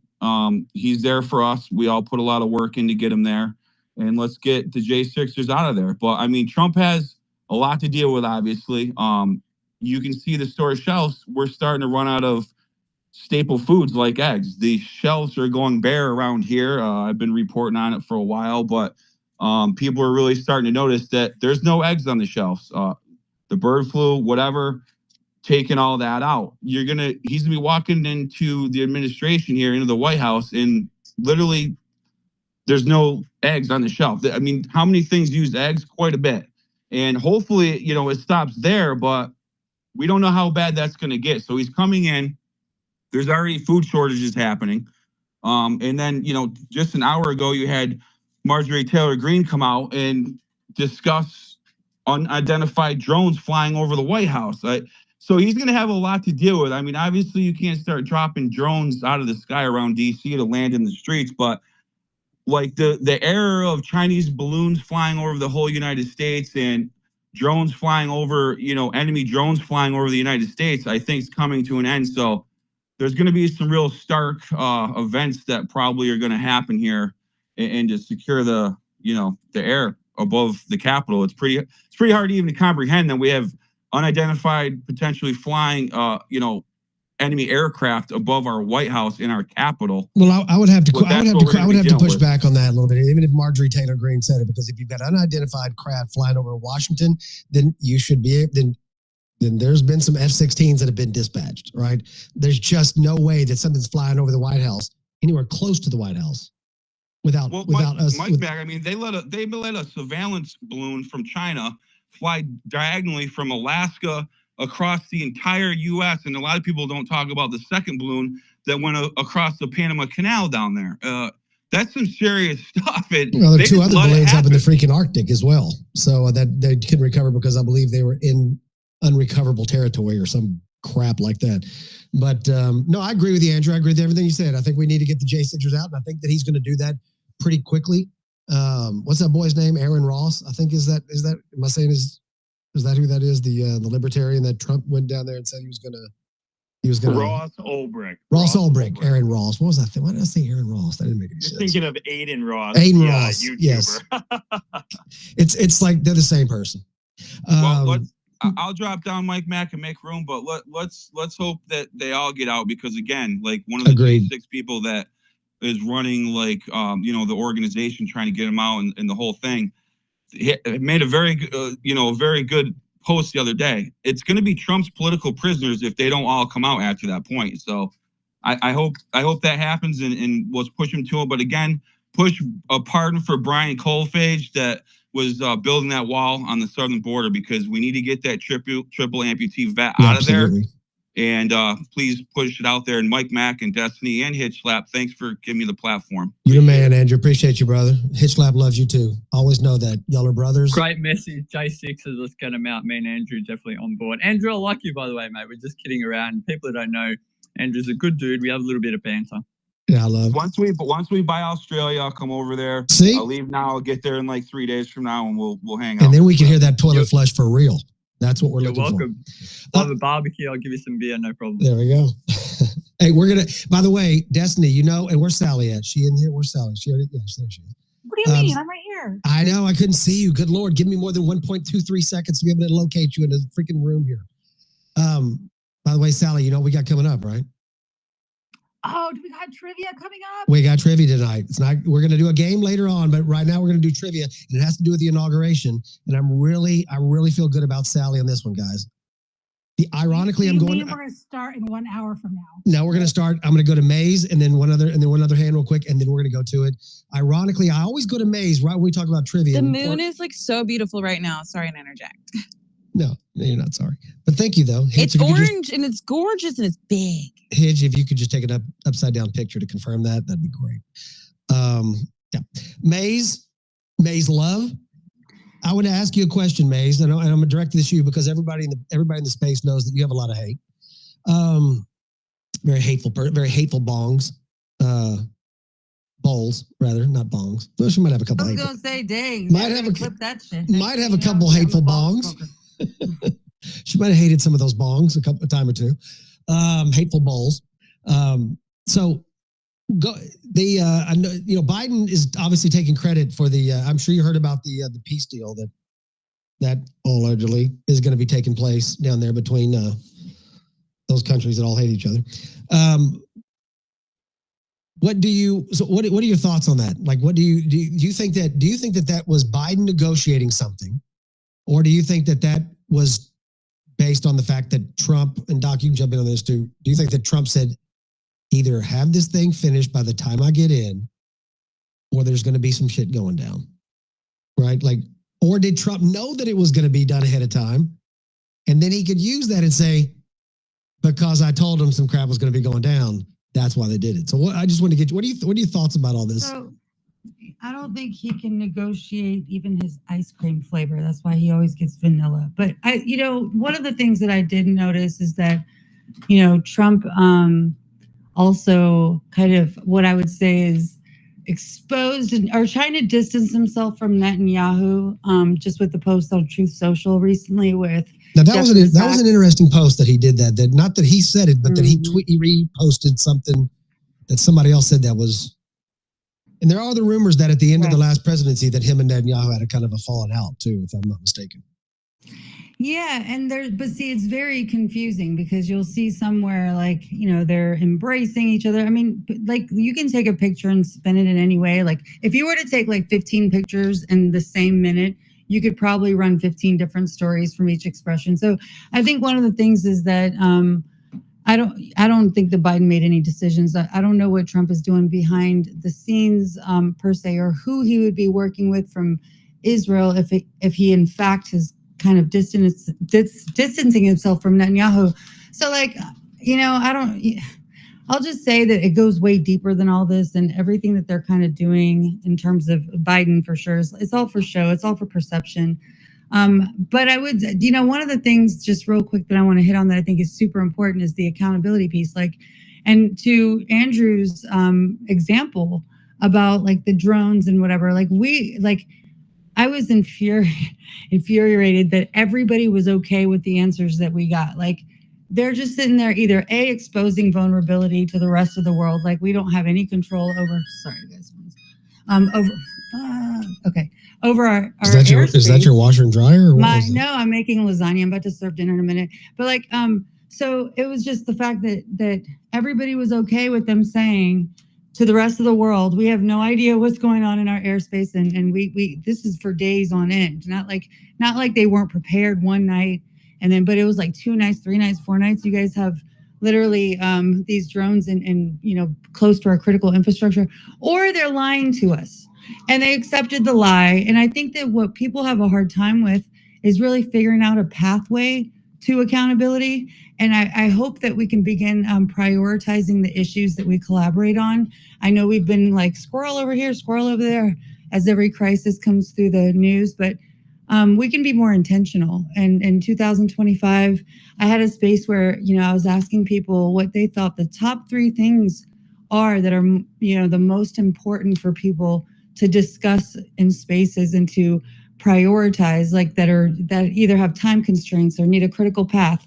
And I was really impressed that people just stayed focused and we talked through those things. And then, that way people can mobilize into others, or whatever it is that they're going to do to at the local level to be able to achieve some of the goals. And so I don't think that right now we've been very, how do we get vocal about something? Where's the access that we would have to get any of our concerns through? Maybe these are some of the things we need to talk about, because at this point we have no choice, but we've been reactive, and that's because we didn't really have a choice. But are we going to make a way to be more proactive? And sorry for the long-winded. I should have thought it through better when I was. No, you made a good point. But I think for those of us who can't do proactive at the micro level, I think that what we did see during this last election is that we were proactive at the macro level, because they said, look, the media told us every day, this is a 1 to 2% swing. For God's sakes, they said Iowa's in play. They even said that she was up in Iowa by double digits, and but we still went out. We still did what we could. This was one of the most proud. This was the most proud moment for America, is that we went out, we did it, we spoke, and we did it as a group, and we said, no. That's because we were abused. True. For a very long time. True. Okay, we have been. I think that we have not been and I'm new to the political sphere. So y'all, most of you probably already know this. This hasn't been really my wheelhouse, but now the more I'm involved, I'm beginning to understand that there's just many people don't realize how much power they have just being, within our Constitution. A lot of people really don't understand their own authority within this. And I think that we have been very last minute people. Like we just allow things to get stretched all the way out, and then everybody wants to scramble when it's down to the elections. We should be voting in primaries. There needs to be a lot of, and the reason why I say this is because we can create the world we want to live in. We just have to really get, there's just things now, especially with this app, we're not limited to a box in our living room telling us about the world. And I think that's a huge advantage. And then we can also collaborate. But there's a lot that we can do to be able to shift. Like there's this guy, he's brilliant. His name is Rance. He's like literally working with anybody at the state level. Like he wants people to just kind of coordinate and have weekly spaces at the state level and tackle things locally, go get in the seats. Like people are doing shit. And I hope that we can support each other in that. Whenever you see people, that are trying to actually mobilize a movement, help them go in there. I retweet a space, even though I don't know what the hell they're talking about because I'm all in the global shit. I'm like, I speak UN, I don't speak state stuff. But I'm glad he does. That's why the collaboration is important. No, agreed. And I think we take it in our own hands. It's kind of like Destiny does with her research. The girl studies, man. I'm telling you, I can't get a hold of her half the time. And I know what she's doing. She's freaking in one of her pitch dark holes going, oh my God, they did this with Diet Coke? No, not those carcinogens. In the shampoo? No. And the moon? It's upside down. In Australia, it's like, seriously, bro, I can't get a hold of her half the time, right? But she's putting in the work behind the scenes. She's not going to go to a space where she's not prepared. She's not going to be in a space and talk about something where she doesn't know what the hell she's talking about. And she's going to be able to win over people. She's going to be able to influence people and be able to let other people, they may still disagree with her, but they're going to know, yeah, the girl knows what the hell she's talking about. And so she's doing the work. You know, if we have spare time, maybe instead of watching a show, maybe we say, you know what, for this hour, I'm going to do a deep dive on something, you know, maybe something Samuel was talking about earlier, you know, with some of the 3-letter agencies. Maybe I'm just going to go on Wikipedia and I'm just going to read some stuff and just kind of get a start. Maybe there's some links on there that I could follow, do a deep dive, go down a rabbit hole. And for 1 hour, I'm just going to study. And then maybe without, you know, trying to play on words here, take a mic and say something. I like Mike. Keep going. This is perfect. Yeah, I know. And I should have never complimented her. God dang it. You know, No, I like you know the what I rabbit love hole about talk. Destiny though? Oh yeah, true. Is that like, so she will talk about what she sees without any emotional attachment to the like polarity of politics. And I love that about her because she'll have, man, I got pounced on because of my, like back when I used to talk shit about Elon a while ago, everybody's like, yeah, man, I don't know, you know, he is sketch, whatever. But then all of a sudden, like he joins, you know, Team Trump. And look, I actually appreciate how everything has panned out. I voted for Trump, right? So let's just chill before everybody starts pouncing on me. But we can't ignore all of the fucking signs that this might not go well if we're not at least like come on now. There's literally plans that are kind of, these are all published. Everything is in full implementation till 2030. It behooves us to pay attention that a lot of it relies on what he's producing. Maze, it's crazy that you had to put a disclaimer on this before you started speaking your mind. And I do it too. But that's because it's MySpace and she knows she better freaking put a disclaimer on it. I mean, because Doc, I love Doc. You know, I got to make sure he doesn't pounce, you know, he'll pounce on me. Everybody's like, oh my God, Elon's going to take us to Mars. Again? Yeah, I'm just saying. She came back like, what up. the fuck are we going to Mars for? We got so much shit here. I can give you a whole to-do Because list. that's who we are as humans. That's who we are as humanity. It's actually not. Those are Martians. Those are Mars people. Okay, Oh humans no, are that's here on another Earth. space. I'm just saying. She just literally started a space within a space. Where Martian do you people. think we came from? in Trump's first We 100 didn't days. come from Earth. We came from Mars. Yeah. Okay, Maze. I most definitely came from Earth. Okay, like if you see, this is where we need to walk outside, okay, and know that you're coherent with this planet, in perfect coherence. Everything that is energetically pulling you in and you feel when you walk on grass and when you are aligned with like nature, all of that means you're a part of it. Go to Mars and see. Are you guys going to take insects with you too? I'm curious. Damn well we're taking insects with us. That's correct. And you know what the first insect we're taking with us? Bees. Bees and spiders. Take them all. Good. Bye. That's right. Okay, real quick, we're gonna go to one more hand because I see when Sally's hands go up, I know I've gone on too long, and she wants to get to freaking space so she can win the $25. $25. Take a picture of the thing. It's up in the top. It's up in the nest right there. It says replying to Mike Mac app at Stream headquarters. Hit that link right there. You just go through X. It's so easy. Even Gary Cardone does it, and he's actually getting better at it. I'm pulling for Gary. My money's on Gary this time. Sorry, Maze. It's just not going to be on Maze. But it doesn't mean that Maze doesn't ever bowls. So go ahead and click that link. I'm going to go ahead and start the space here in about 30 seconds. I'm going to go ahead and start it. I'm going to fire it up. If we get more than 20 people, I do not boom the room. Will we get less? Well, then we got to go. But it's an easy way to win $25. And if you want to donate it, like we've had some few winners in here so far that have actually donated theirs, which has been Jill's, and Jill's a listener here today. She had hers and donated hers to Ryan Mata. And I believe Sally did. Yeah, Sally donated hers as well. So yeah, that's an option. So I'm going to go right now. I'm going to go down there. I'm going to start this bad boy up. You got a little bit of time there. Need to launch that bad boy. Let's see here. It is going to be, it's going to be the trivia. And it is going to be, the question set is going to be about Inauguration Day. Quack, quack, quack. Destiny's already going to lose.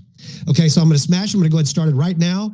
Answer these questions. Piece of cake. If it doesn't go through for you the first time you go through X, just try it again real quick. It's a piece of cake. But the button, Sally, has been launched. And we are live, my friend, live.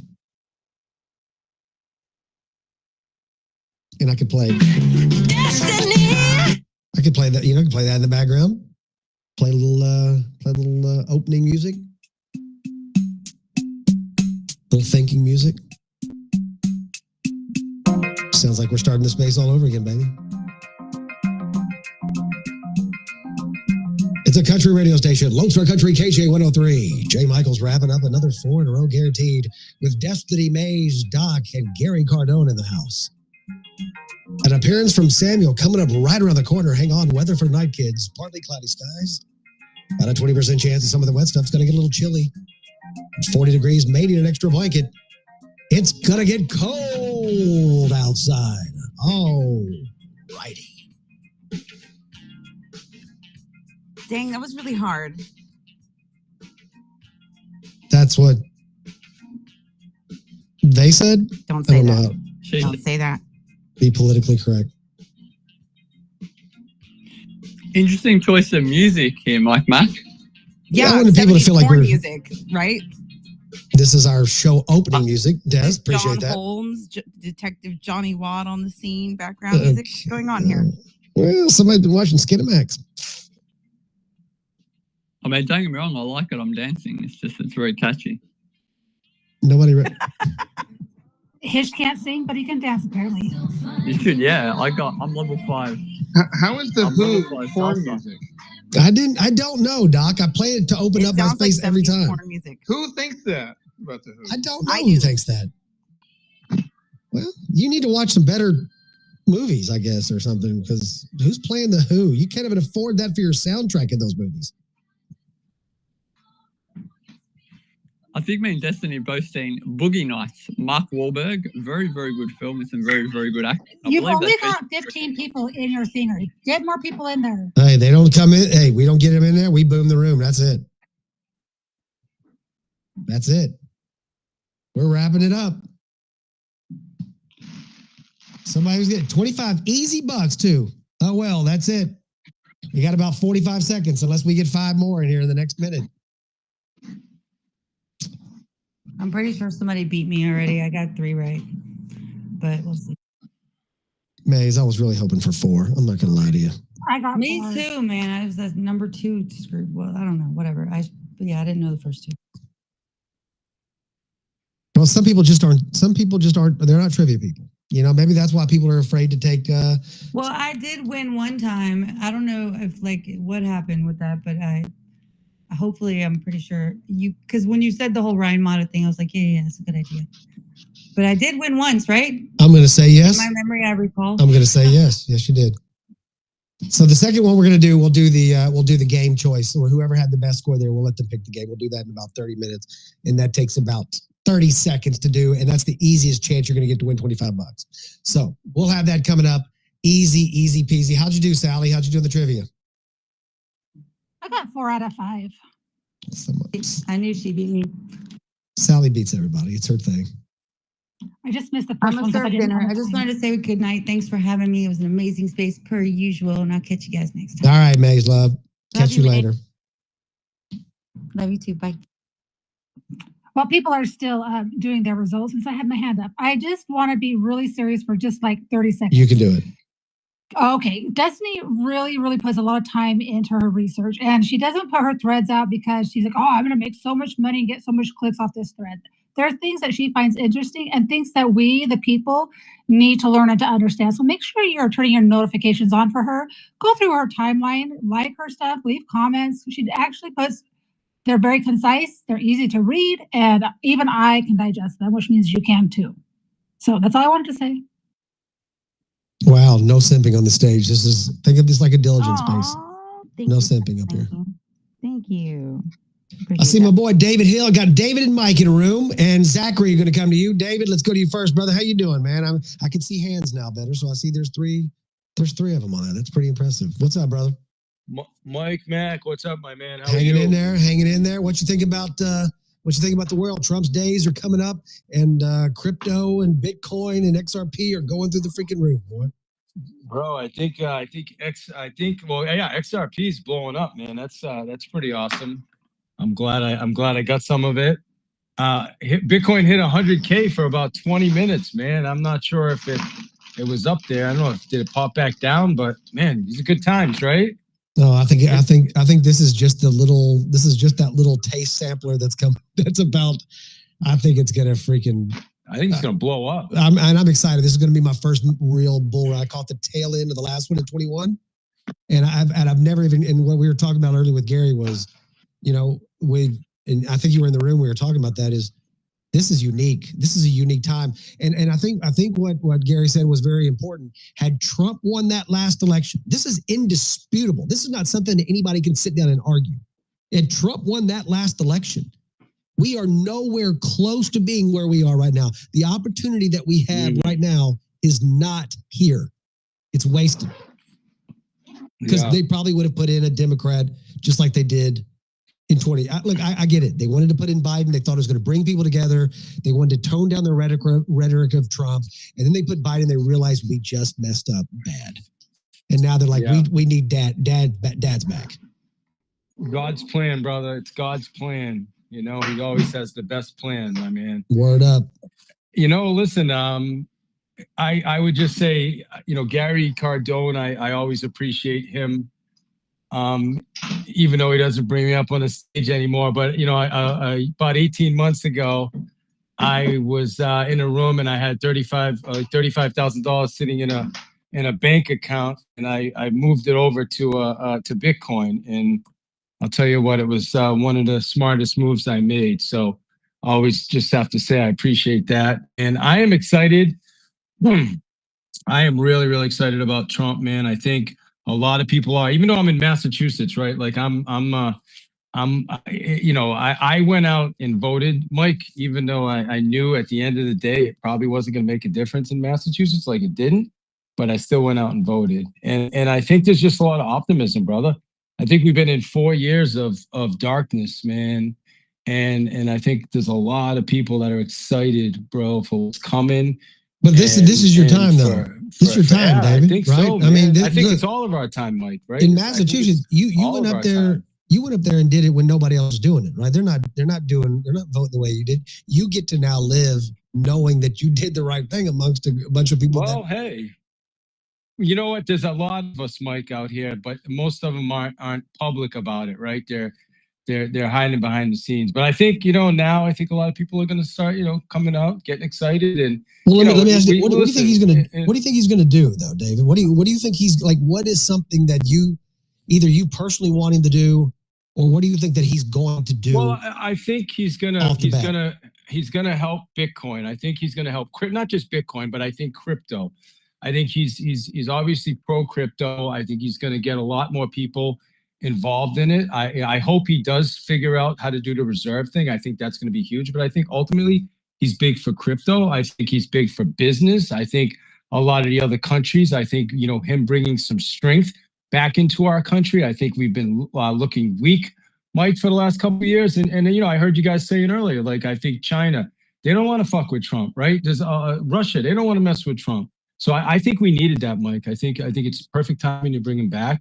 And I think it's really good for the country. And yeah, there's a lot of people. And listen, Trump is not by any means. I don't think anybody is, man. None of us are perfect human beings, right? We're all broken, and the only perfect is God out there. But I think it's good for the country, and I think we need to change. And I'm excited, man. There's a lot of people that are really, really excited, man. I even think he's going to try to pull interest rates down a little bit, which is going to be good because I play in a real estate space, so a lot of good things coming, brother. I totally agree with you, and it kind of made me think about about the regular people getting into crypto and stuff like that. If you look up, and Destiny's gonna like this a lot. Hitch might even like this. If you look up at the top, there's a lot of people that are listening right now in this space, and we got like 350, 400 people in here. So a lot of people saying, I hear everybody talking about crypto, but I've got no idea what to do. I don't know what it is. I don't know how to getting started. I don't have to. Well, you don't have to have ever driven a Mercedes to know what a Mercedes is, to know that people recognize it for what it is. And you don't have to know where a good neighborhood is other than to be able to look and tell. I've never lived in the neighborhood, but I can tell it's a good neighborhood. So with cryptos the same way. So I put a little thing up in the nest of the top. So if you guys want to go check it out, you can. It says, and it's a really, for lack of a better word, it's a very, and I use the word gay as happy here, happy-ish, or gay-ish, one of the two. But there's a video up there that says Crypto Explained for beginners. And what I do is I talk about Bitcoin, Ethereum, and XRP, the top three cryptos, top three digital assets, whatever you want to call them, that's out there, and how you can go to Coinbase, start up an account, and just get something. I know, I know everybody loves their cold wallets, and I know they like to talk tech and all that kind of stuff. But for a lot of people, they're not going to do that. They just want a place to buy it and a place to have it, and keep it there. And so if people want to know anything about crypto, just some basics, I try to do it in a funny way. You should laugh a little bit, but it's a basic way, step by step, about how you can know what these things are, and then go to Coinbase, start you up an account, and just get crypto. So it's up in the nest. Check that out. Give it a shot. See what you think, and hopefully it'll help you out. So, hey Mike, real quick before I appreciate you having me up, my man. And I tell everybody, make sure they're following you and Destiny and Hitch and Gary. And I just cannot say what you said, man, is absolutely perfect, brother. Just go get yourself a Coinbase account. My brother-in-law, who's been making fun of me for the last 2 years, right? The last 2 years at Thanksgiving, I've been saying, you got to get some of this, man. You got to get in the game. A month ago, he texted me saying, I opened a Coinbase account. I bought $100 worth of Bitcoin. I said, congratulations, brother. What's next? And so, yeah, that's all you need to do. Don't worry about cold storage right now, any of that stuff. Just get in the game. So, Mike, I love that, brother. I think that's perfect. I appreciate that. And you did it, and you said exactly right. You don't throw your freaking money into, just throw $100 in there, get your toe wet, see what it feels like to hit trade. You know what I'm saying? To hit the trade, to buy crypto, see what it's like, feel what it's like to actually do that. That's a big part of the process. And then you feel like that you've taken ownership of something. And then people say, well, you don't really own it, blah, blah, blah. But you have, though. You've made a move. You've done something. And so hopefully people get excited about doing something like this. And it's fun. So appreciate you, David. Thanks for all the kind words, brother. Thanks for coming up. Always good to have you. My man, Mike Trevorson in the house. Mike, I don't see your hand up. It might be just me glitching. But what's up, brother? How you doing? Oh, doing all right. Yeah, the hand was up, so you guys got glitching issues. I have a couple of ideas or thoughts I wanted to share. One with Destiny, the other with Gary. Destiny, given that molten liquids form into spheres in both vacuums of space as well as within our own atmosphere, every drip out of a faucet, I would think, would be a better proof of concept to debunk the flat earthers than the whole, Hitch upside down moon, which could be AI generated. Just a thought on that. I don't know how your flat earth audience deals with the whole concept of molten liquids handling into Mike, spheres. I can already tell you what they were saying. Uh-oh. These people have thought of everything. Now, they're wrong, but they've thought of everything. So they will point to anomalies, for example, in a black hole, all laws of gravity break down, time and space, etc. Now, of course, the Earth is not a black hole, but they would just point to, just because every other planet around us, black holes don't exist. That's just a conspiracy theory, dude. Well, it's funny. Oh my God, it begins. It's funny because when it suits them, they don't trust this and that. But then, like, for example, these same crowd that, I'll be very brief because I know we've got a lot of hands. The same crowd that says, oh, I don't believe in, I don't believe in viruses. I don't believe in bacteria. They're like these, they've got another kind of theory. Or even some don't believe in genetics. Yet when it suits them, they point to these weird studies about morphic resonance, which is the idea that you can send telepathic messages across the planet and through laptop screens. So on one hand, they don't believe science. On the other hand, they point to these quote unquote scientific studies which say you can be brainwashed through your television. So when it suits them, they like science. When it doesn't suit them, they don't. Well, maybe the best idea then would be an affiliate link to a psychiatrist with a percentage of medications if they're annually renewed. Gary, Gary, one thing that always concerned me about Bitcoin or most of crypto And this has been historically the case, is that I think that state agents have the ability to manipulate the market with pump and dump schemes at ease, like toying with different legislations, controlling the headlines or whatnot. And yeah, I understand that things are becoming more substantiated and that, the US is getting behind Bitcoin, but I'm still concerned that state actors can manipulate the currency at will. Do you have any thoughts on that, Gary? Gary might be in his paint room right now, because I know that he was planning on doing some painting. But I think he's going to say no, that he doesn't believe in that manipulation. I think that, what is it, the force thing where you got to do 51% or something like that. I don't know, but I think ultimately, look, a quantum computer. And people can say that it won't, but a quantum computer theoretically should be able to defeat Bitcoin, defeat that hash. So, with the exception of if they actually put the entire blockchain on a quantum computer, at the very least, you would be able to theoretically tell if the chain had been manipulated. That's the one advantage to quantum computing, is you can see when it's been viewed or manipulated. Yeah, that's true. Mike, let me ask you something. Let me ask you something that's even more important than that, and it goes back to the flat Earth thing. When you talked about the drip coming, out of the rain, it becomes, it's a sphere, right? The problem though is that when it hits the bottom of the sink, that bad boy is flat. You see what I'm saying? So what if we're just in a flat? What if we just hit the bottom? What if we've literally just hit some big patch of dark matter gravity and that's flatness? Mike, are you saying that we are just a stain on the Hitchhiker's Guide to the Galaxy's bathroom rest stop? I think I believe we could be that stain. We could be said stain. Yes. Possible. But Trump's getting in office, and guess what? He's going to fix it. Because that's Donald freaking Trump, baby.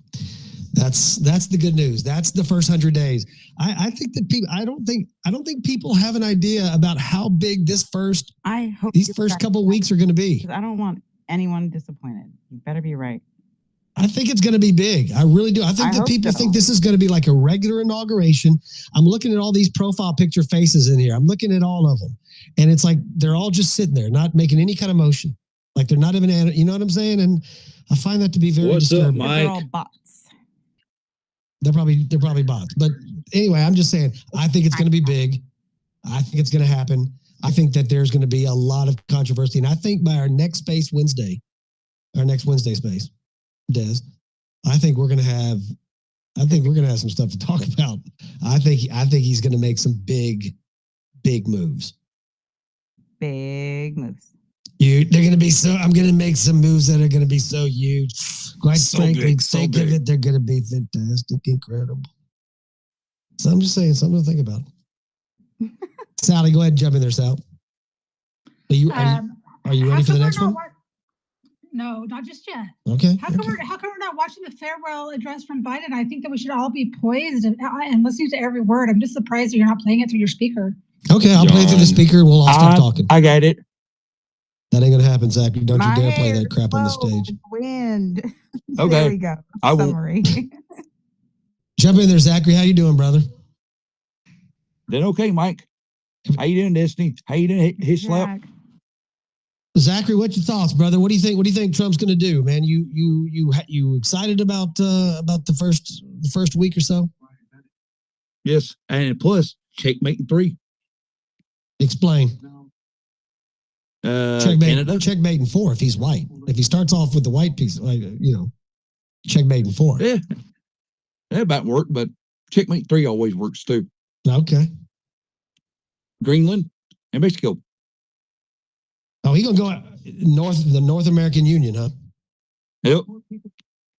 Run them drugs straight up Highway 59 to the north, go through Oklahoma, catch up with Diligent, and go up to Minnesota and pick up Stephanie up there, and all of a sudden we in Canada. Yep. Now I have to worry about the borders. Because the borders down, look, way further down. We ain't need to worry about none of that stuff. I agree with you, brother. I say if we're going to be taking over the world, we just take it over. I appreciate that. Yep. Zachary. That's a good call, my friend. You welcome. Anytime. So, Willie, you heard what Zachary said. He said we need to just take over just take it over. Take over Canada. take over Mexico. What you think, brother? And by the way, how you doing, Willie? Willie's the man. Now, Willie's the man. Let's just be honest with you. At one point, I thought I was the man. Doc at one point thought he was the man. Trevinson thought he was the man. We've all gone through these series where we thought, am I the man? And then Willie shows up, hit slap confirms, fact check true, that Willie is in fact the man. Willie, what's up, brother? What's good, brother? What's good? Yes, Zachary is a very good man with a good sense of humor. I like him. I want to hit on some few points here. I know I'm normally a silly guy, and I might ruin the morale of the room, but I want to be serious about a few things. Is that okay, Mike? Bro, everybody knows that when you come into a room, you ruin the morale of the room. That's what we expect. William. That's not true. I was like, don't let us down, William. Destiny, I was trying to talk to my friend, and you keep just jumping. Okay. Willie, forget it. Ignore Go her. ahead, Willie. She's just trying to say something positive. Nah, so I'll be quick to hit on 2 to 3 points. Like, obviously, first of all, yes, the first 100 days are going to be awesome. We're moving in the right direction, and I'm extremely relieved that Cacklin is not our president. So that's one good sign. But we got to face the facts of so many different things that people are not realizing. Our government is completely jacked. Our country is in complete chaos. There's so many things that need fixed, and we're not going to see this fixed in the first 100 days. It may take 2 to 3 years. And the other thing is, we're all aligned. We're all together. We all have unity. We're all like, yes, Trump, Trump, Trump. Let's go, let's go, let's go. But then we get relaxed. We forget. And the other side doesn't. They keep it going. And we can't have that same mindset of, oh, Trump's in office. We're good. Everything's served. Like, because the misconception that so many people have is they think that everything starts from the top and works its way down, and it doesn't. It's actually in reverse. We got to start at the bottom and work our way up to the top to actually make real changes. Every single individual needs to realize this in their homes. They need to realize they need to take the fight beginning in their homes, take it locally, and work their way up to the top to actually make true change. And I think some of us get just so close-minded on this or blinded by some of these things. And that's why I said I don't want to take away from the good spirit of things, but these are realities that we have to face and acknowledge. We can't be complacent. This fight is not over. I mean, in 3 years or whenever they start campaigning again, I mean, yes, Trump's there now, but who are we going to have next? I mean, I don't even know if we have Republicans or Democrats anymore. I don't even call them that. Like, it's just like blah. Because they're all getting funded by the same lobbyists. They're all getting funded by the, every other angle. So we really need to work from the local level up, and we need everybody to be so vigilant and aware of this. And I just really hope that we. Cut out for me. Oh, I'm sorry. Mike, can you hear him? Yeah, we can hear him, Destiny. Willie, I'll have to rotate you down unless Destiny, either way. So let's rotate Willie down. We'll get him back in a minute. Willie, sit tight. We'll rotate you down and bring you straight back up. Yeah, please do. And I want to ask Willie a question to follow on to what he's saying. Yes. Now, while we're doing that, if it's okay, if Mike will allow me, I'll just fill in some dead air. First time that I met Big Willie was in a diligence space. Big Willie came up on stage and he said, "Hi, everyone. I've got a low IQ but a big heart. Please hear me out." And I was immediately drawn to this man. Where do you hear such, honest? Well, I'll say honesty because he's actually very high IQ, so don't believe him. But where do you hear such, humility on spaces? You don't get that very, very often. So I was drawn to Big Willie. Absolutely love this guy, and I call him Big Willie because he's got a big heart, a big brain, and he's big on integrity. So Willie, we just rotated you down, brother. Keep going, and I'm sure Destiny will have you now. Destiny, can you hear me? Yes, I can. I'm sorry, guys. I figured Destiny would like what I was saying. But I'm not picking on anybody because I'm happy because, Mike, you keep the flow going. You always are moving positive, and there's definitely people moving in the positive way. So I don't want people to think I'm saying that. But I'm saying overall as a whole, like all of us, we can't get complacent. We got to realize that this doesn't stop now.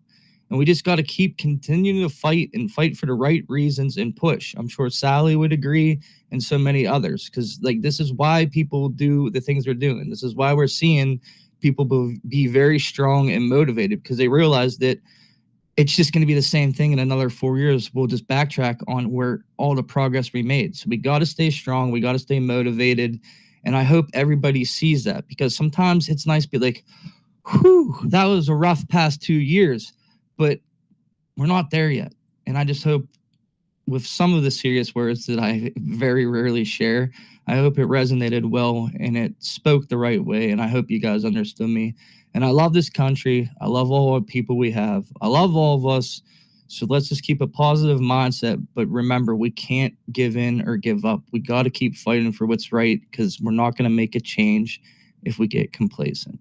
I hope that was okay to Love say. it. No, Mike, I see you on miking. You mic your mic. It was great. I'm always unmiked, sweetheart. No. I just want to ask Willie a question. Okay, Willie, because I'm really glad he took this position of being impartial and asking the questions, because I firmly believe that the best way to have the best leaders is to make them the best leaders. If not, then why would you want them representing you? That's stupid. We deserve the best. And, I keep telling people not to see any of the actions by the government that are crumbs and mistake it for a cake. When I say that, I mean, we need to demand what we deserve, and we need to get what we deserve, which is, results. That's just the facts. But I want to ask you, what would you see being like a realistic set of what you see coming from Trump in the first 100 days? In the first 100 days, I really would like to see the border cleared up as quick as possible. The first thing with the children, we need to see that stop first and foremost.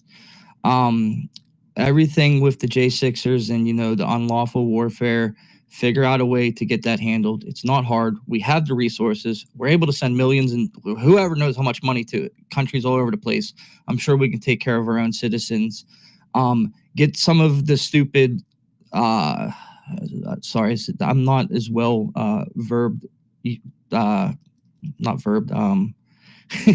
You guys know what I mean. Sorry, I don't have very articulate, brother. We got you. Go on. I'm not as well versed like all of you, but I'm what I'm trying to say is, like, some of the things that Biden switched right away on day one that Trump had set in place, we need to get that back. We need to get our economy going strong and booming again. And we know it's going to take time, but if we see it going in the right direction, and that's what we hope and need to pray for. Don't criticize immediately, but if we see the actions going forward like it's promised, then it's okay. But, I'm not going to, like people always think like, oh, we say Trump is our savior. No, first of all, Jesus is my savior. Trump is our leader. He's a strong leader. We need a strong leader. We're the best country in the world. And to have the best country, you need a strong leader. We need to get back to being energy independent, because that's what makes you a world power. So we need to focus on, there's so many other issues that intertwine and intertangle to do this. But as long as we're seeing progression in the right way, I'm okay. But the moment we see people not upholding something, we have to hold them accountable. That's our God-given right to do this to these people. And there's nothing wrong to say it. Like, we just have to hammer it home. Like, yo, no. We're not going to stand for this anymore. You promised this, this, and this, and this. So we're going to hold you accountable to that. If you don't do that, then no, you're out. And I don't think that's wrong for us to ask. We just want simple things. I don't want to pay freaking $8 for a sandwich. I'm sure we're all feeling this at home. And this is why our country is so depressed. We've been living like pretty much like we're broke. I know there's another word for it. Sorry, there goes my bad language again.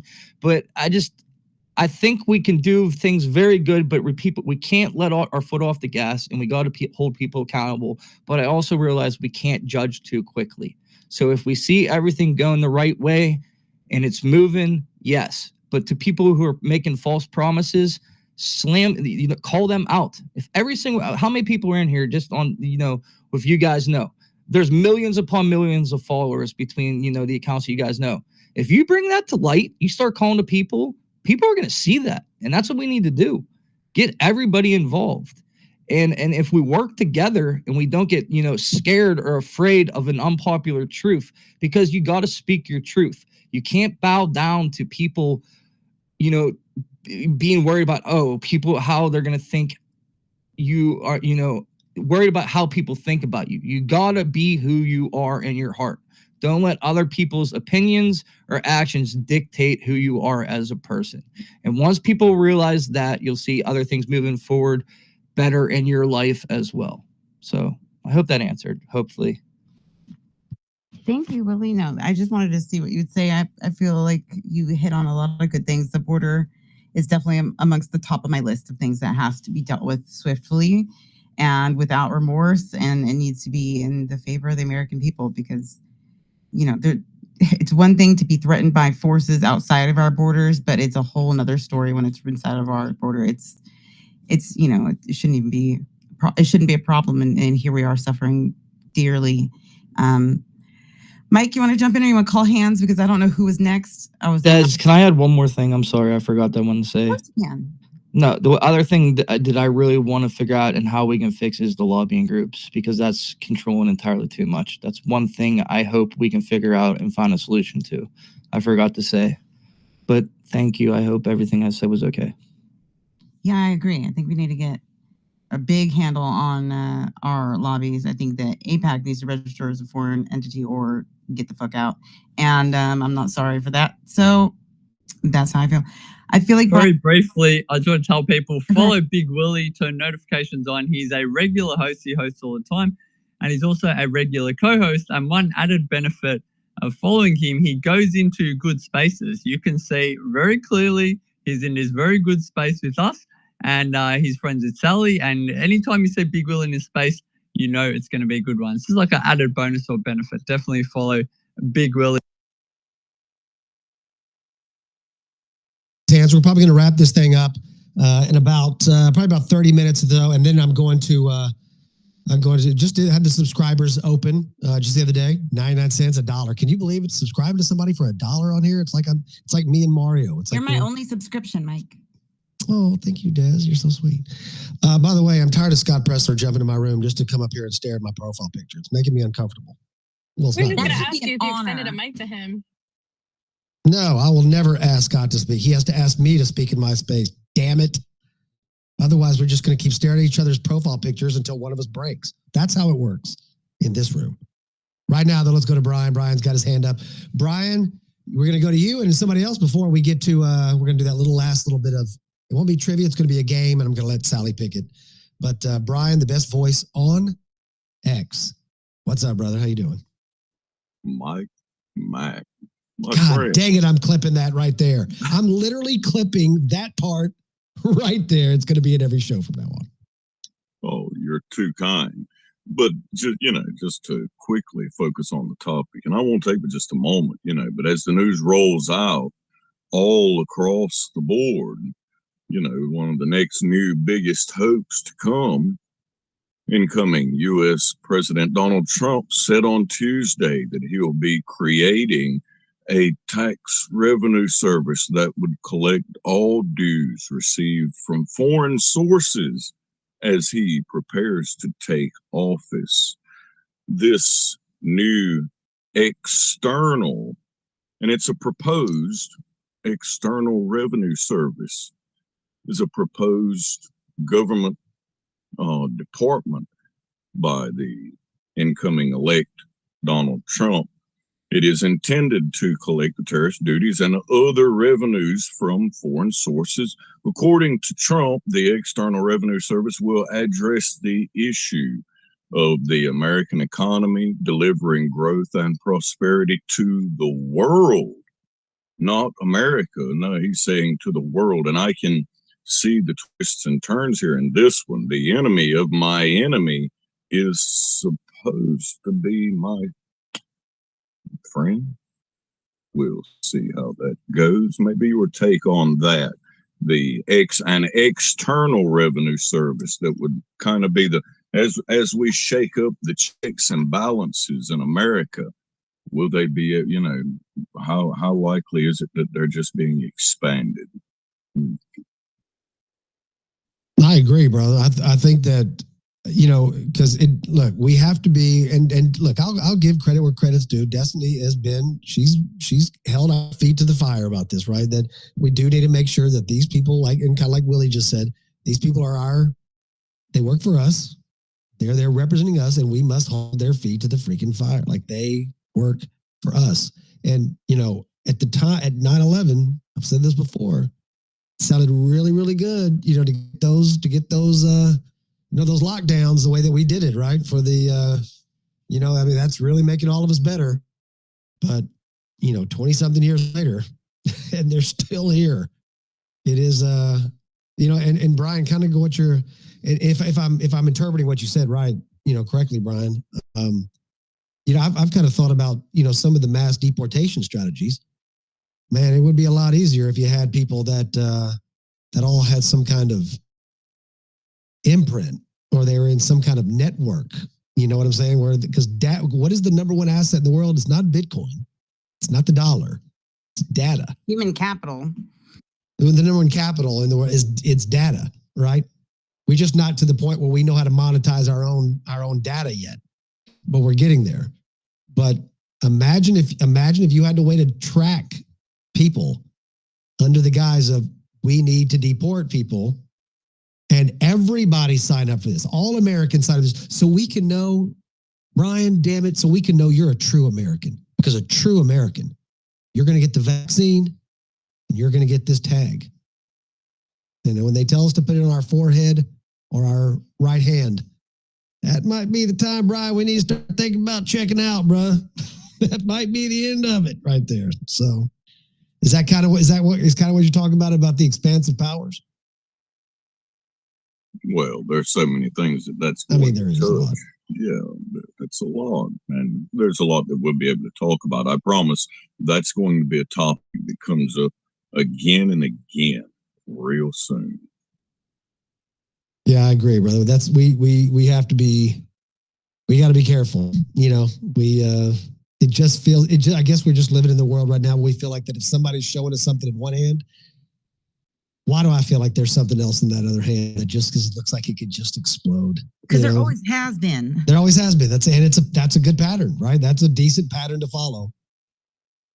So maybe there has been. I don't know. Des, let me ask you something because you didn't answer this. What do you think? What is something that you would like to see Trump do? Either initially, like the first like an executive order on day one, or something in the first maybe week or so.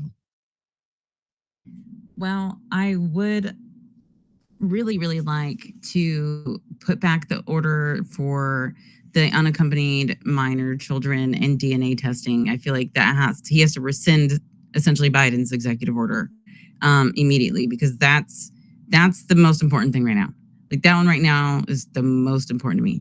They also need to reallocate funds through FEMA, gut FEMA of unnecessary positions immediately, retract that cash flow and disperse it to North Carolina victims and victims in California. Like that needs to be done immediately. These people are living on nothing right now. It is unacceptable. They are Americans and that is their money and they deserve to be covered in this instance. And I think that those are the two most important things because that will instill hope and put stability in the country. And after that, do other things, but that needs to happen first and foremost. Yeah, that makes sense. I mean, that's what I'm kind of hoping for. Doc, what do you think? I know you could probably go in a lot of different directions, a lot of things that you're passionate about. What do you think? What do you think is something that he's going to be able to pull off pretty quickly? Well, I think the first order is going to be to delete or reverse every executive order that Biden made, right? And that restores Trump to the place where we were with executive orders when he left office in 2020. So I think that. I think, the border wall has to be funded. There's a lot he can do, as we've seen the last few years, to go ahead and fund policy efforts under the president's office without going through Congress. How many times did Biden, through the Treasury or the Secretary,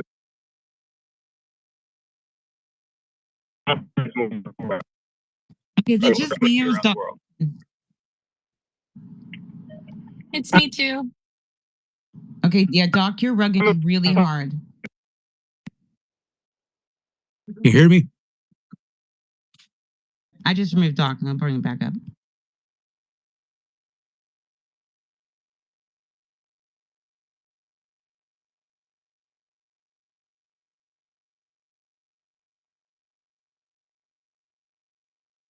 Okay, where are we, everyone?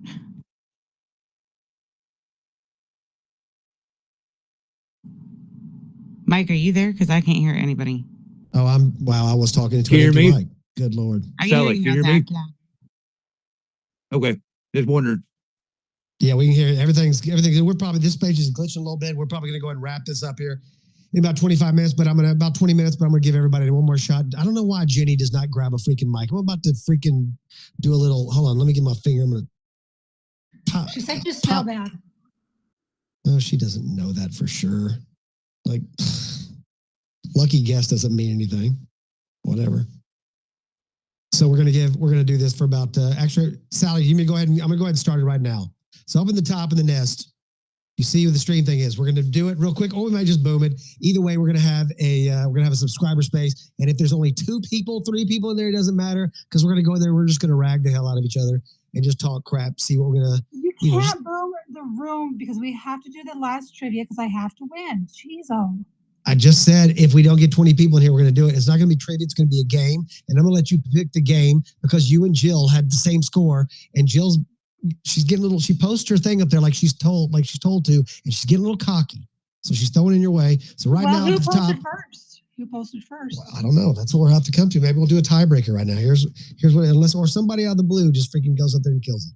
Up in the top, in the nest, right there, it says app.streamhq. Go in there. If you're down there at the bottom, you want a chance. You say, you know what? Maybe tonight I'm going to win $25. Maybe tonight's my night. This is where everything gets going. I'm just going to take that $25. I'm going to put it in an XRP on Coinbase. I'm going to watch Mike's video about how to join Coinbase. This could be the start of your life. Are you kidding me right now? How many people give you this kind of opportunity? Only me. It's only 99 cents. Subscribe to my channel for 99 cents. And after this space is over in just a few minutes, you can jump in there and shoot the breeze with us. Everybody can get to be a speaker and just come in there and just make fun of each other, like we do with Sally. So it all starts by going to this stream link. Get in there. It's only 99 cents. Zachary, you got it, bro. Don't even worry about that. So easy. So easy. Think of it. Quite frankly, it's unbelievable. Okay, I'm going to go ahead and start it. I'm going to go ahead and I'm going to let Destiny talk for 1 second while people are going in there, signing up. All you got to do is go in there and click through X. So easy. So easy. Jenny even came up as a speaker. That's how easy this is. That's how much she wants to win this freaking thing. It's not even going to be trivia. It's going to be, it's going to take 30 seconds. 30-second shot to play a little game, win $25. Sally, you tell me when you're ready for me to launch it. Let's go. Don't boss me, Sally. I'm ready. It was rhetorical. Okay, it wasn't. Okay, here we go.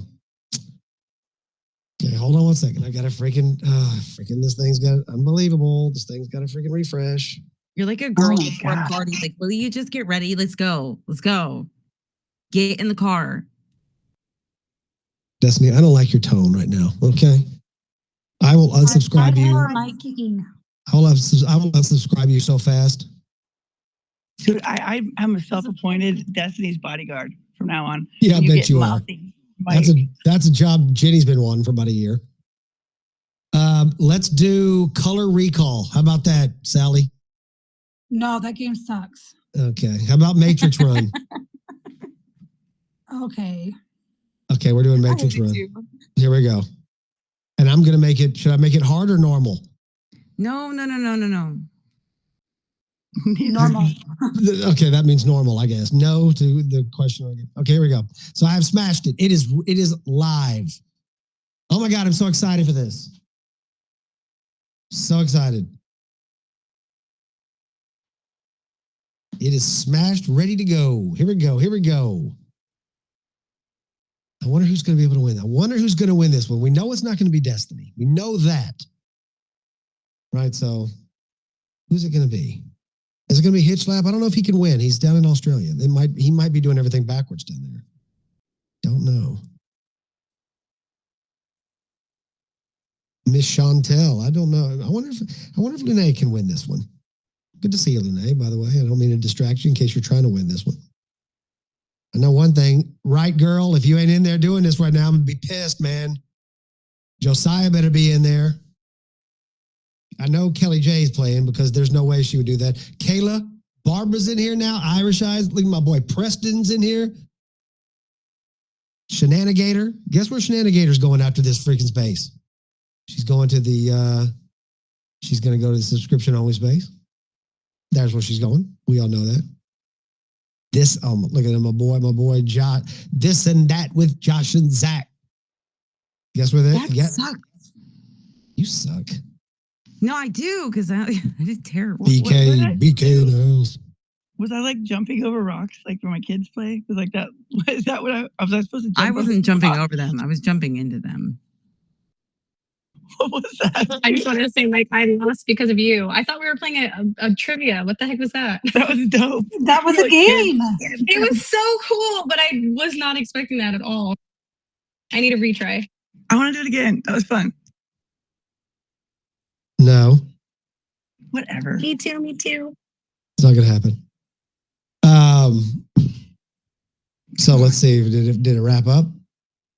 Nope. Still got a minute left. Oh, we only need one more. We boom the room. We're going to boom it anyway because we're going to go to the subscriber space. She won't jump, Destiny. Come on. Okay, Mike. This is Kelly. Hey, Kelly, you lost? Before you boom the room. Yeah, I lost. Yes. Yeah. I was expecting trivia too, and I just kicked the buckets and That's whatever okay. they were. Good. Not everybody's coordinated.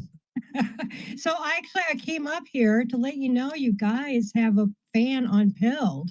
All right. They actually made you a sticker and it twirls around. It's like a little gift sticker, and I put it in your purple pill. It was AP9889. So just wanted to call them out. Oh, that's awesome. Well, wow. Yeah. That's incredible. Yeah. So go check out your sticker gift. Or I can put it in the Jumbotron. Yeah, do that. Put it in the Jumbotron. That's outstanding. Okay. Now we need to get that person to subscribe, and then go into the subscriber space after this is over with on X, and all of a sudden, boom! Now we're talking. I love stickers. What if you 99 made cents. stickers? Like I live at the beach, right? So there's stickers on everything. I would totally love a Mike and Destiny sticker. I'd put one on my car and I'd take a picture, and I could slap them all on stop signs and stuff around the surf shops. Let's do it. I want a sticker. I'd slap a sticker of Destiny. I don't think you guys want to subscribe to Mike. You should just subscribe to me instead. Okay, it's up there now. It has a lot of white on it, but yeah, it's up there in Jumbotron. Okay, let me see it. Let me take a look at it.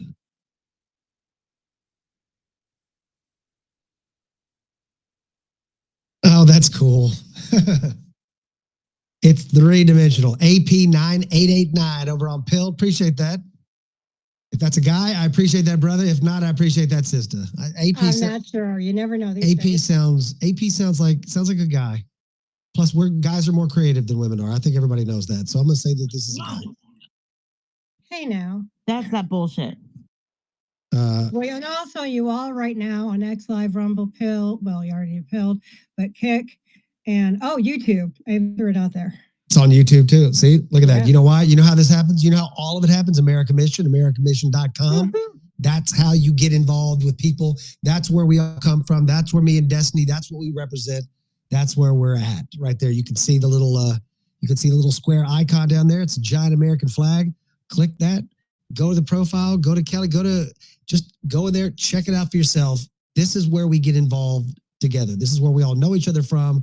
This is where we're all family from. America Mission. That's what's going on. Wish Dustin and Jen could have stopped by tonight. I really wanted to hear about their big plans for this weekend. They got the Patriot Awards going on in a couple days. They're going to be unveiling the big statue.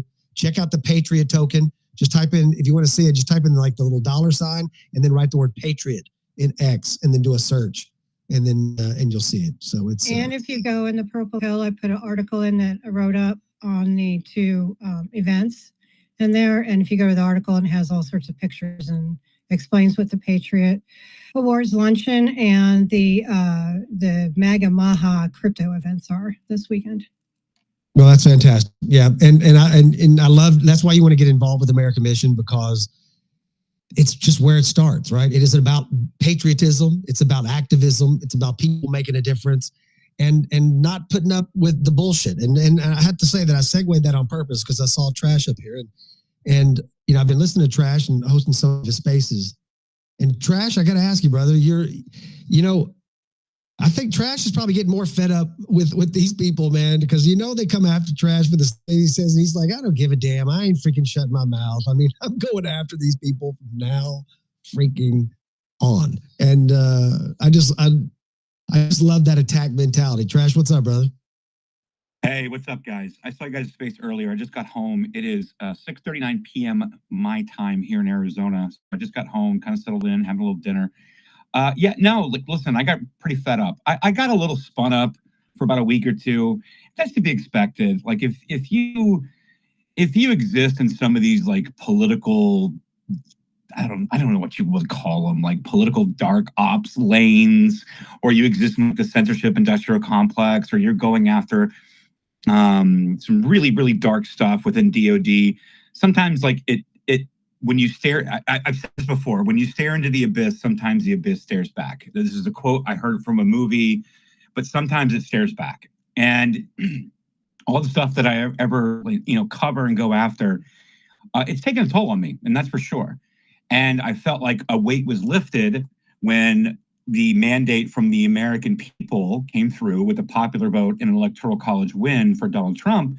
And this was a collection of efforts from people in all areas. We're talking vote chasing, we're talking registration, we're talking, I mean, like there was everything. It was including us that were working in the background, that were working with teams up on Capitol Hill for the oversight project to go after censorship regimes, or working with the legal teams that were going after, like in the Missouri v. Biden case. And like, look, it's just been a lot. And so like, it got the best of me for like a week. And so I just was like, you know what? I'm really tired of always having to do for others. And then never actually, having done for me. And so I was like, I'm going to burn it all down. It wasn't in a bad way. It was more like, I just want to kind of break the fake astroturf that a lot of things are. And a lot of people came to me and said, look, you've got some relationships and you've got some networks that you've built that you probably should not go all the way on that. And they were actually giving me genuine advice. This was not like operative advice. This was like genuine advice. They were like, let's back it up a bit. You're going a little hard, man.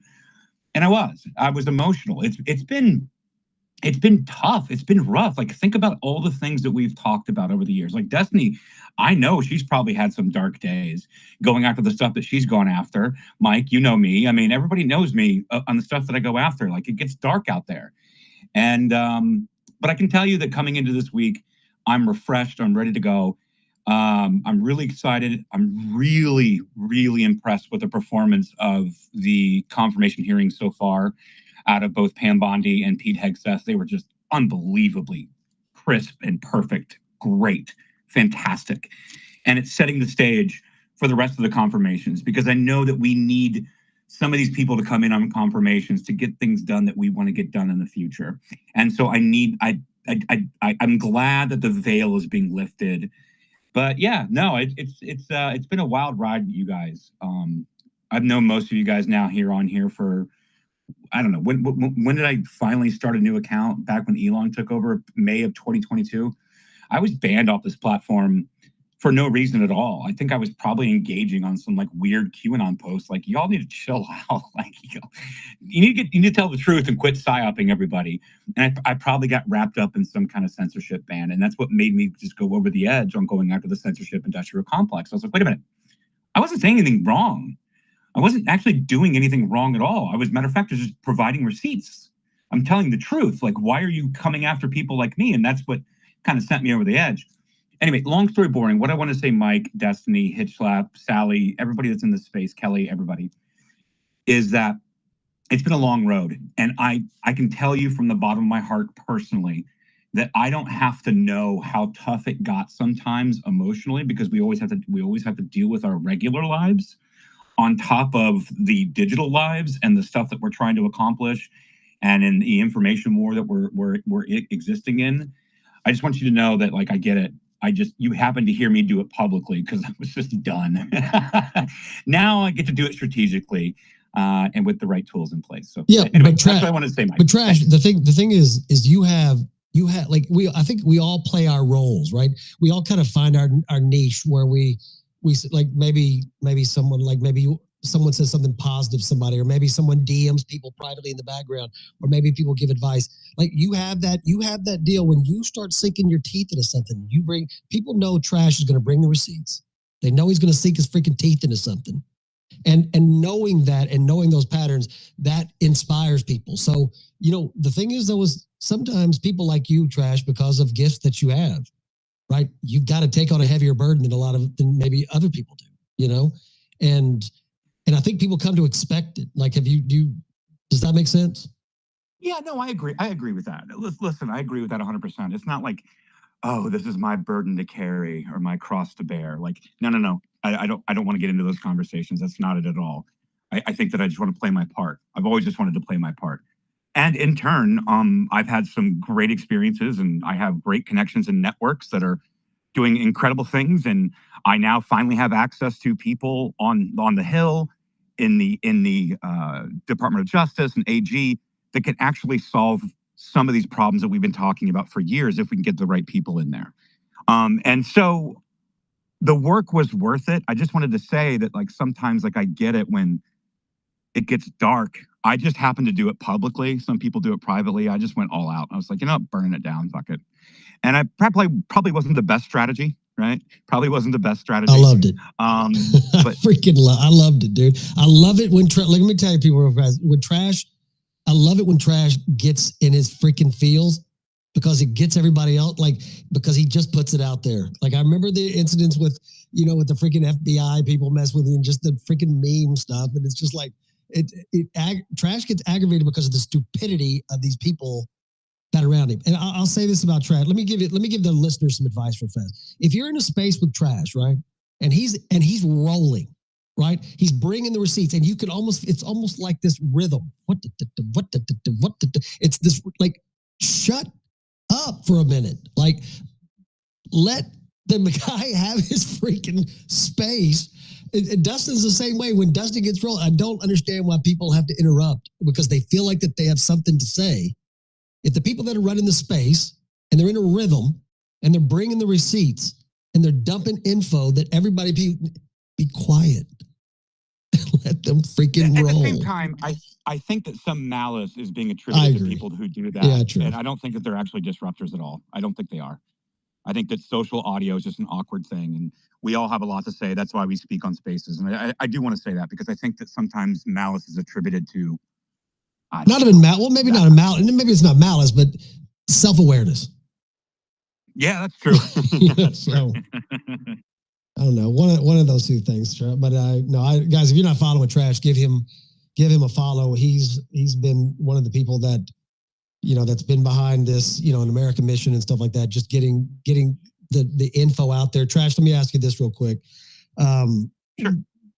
Trump's coming in office now, and what I had said earlier in the space was he has assembled, for lack of a better word, a team of Avengers that we have never seen before in history. Right? I've never seen anything Never. like that. I mean, even when you talk about great Roman leaders, there's a couple people behind them or to the side of them, but this is literally like the cream of the crop from both sides coming together, unifying to freaking save the country. It is the best of the best. But with that said, if this team can't release the lists, if Kash Patel can't redo the FBI, if we cannot get to the bottom of some of these things, there is no administration that will ever be able to walk into the presidency again and say, this is what we're going to do. Because if Trump's team can't do it, that's it. Yeah, well, so here, let me give you, so I just got home. Like I said, I wasn't on any spaces. I was just eating my dinner. And I caught a clip. It was Megyn Kelly and the great Victor Davis Hanson. If you guys don't know who Victor Davis Hanson is, you need to. The guy's one of our greatest thinkers of our time. Such a smart and sharp and, like, just on it. Like, VDH is one of my favorites. And there was this clip that I caught while I was eating, and I was just like, oh, that looks like a good clip. And they were talking about the Pam Bondi confirmation hearing today, and so on and so forth. Matter of fact, I'll pull up the clip. I didn't watch her whole show, but I caught the clip. I think I'm still like 3 minutes shy of finishing the clip.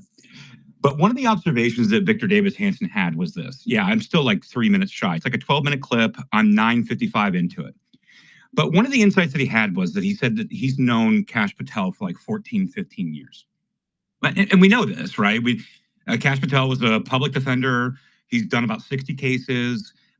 He worked for the U.S. Attorney's Office. And then we know that he was picked up by Devin Nunes. And Devin Nunes, for all his political brilliance, which he's a very good politician, out of California as a base Republican, in my opinion, representing most of the agriculture and farm industry. That's really kind of what his shtick was.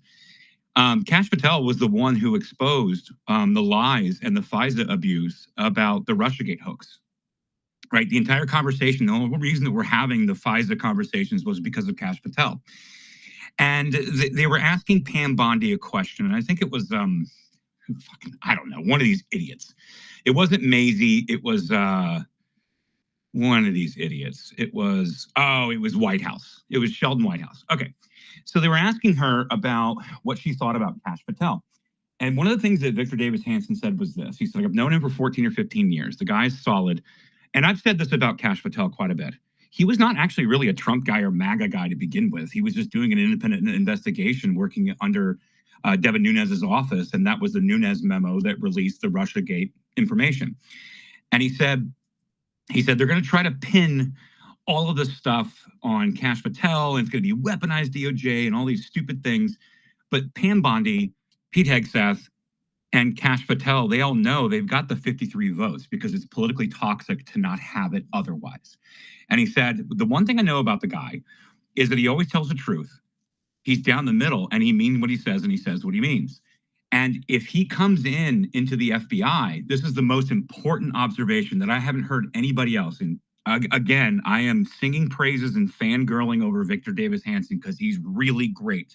If you don't know who he is, go follow him, go listen to him. The guy's one of the best conservative thinkers that I've ever heard out there. America First thinkers, not even conservative or Republican, really. He's just a really sharp guy. And he said, what's going to happen is that Kash Patel is going to get confirmed to the FBI. He's going to not put up with any of their bullshit, the same thing that we've seen out of Pete Hegseth and Pam Bondi.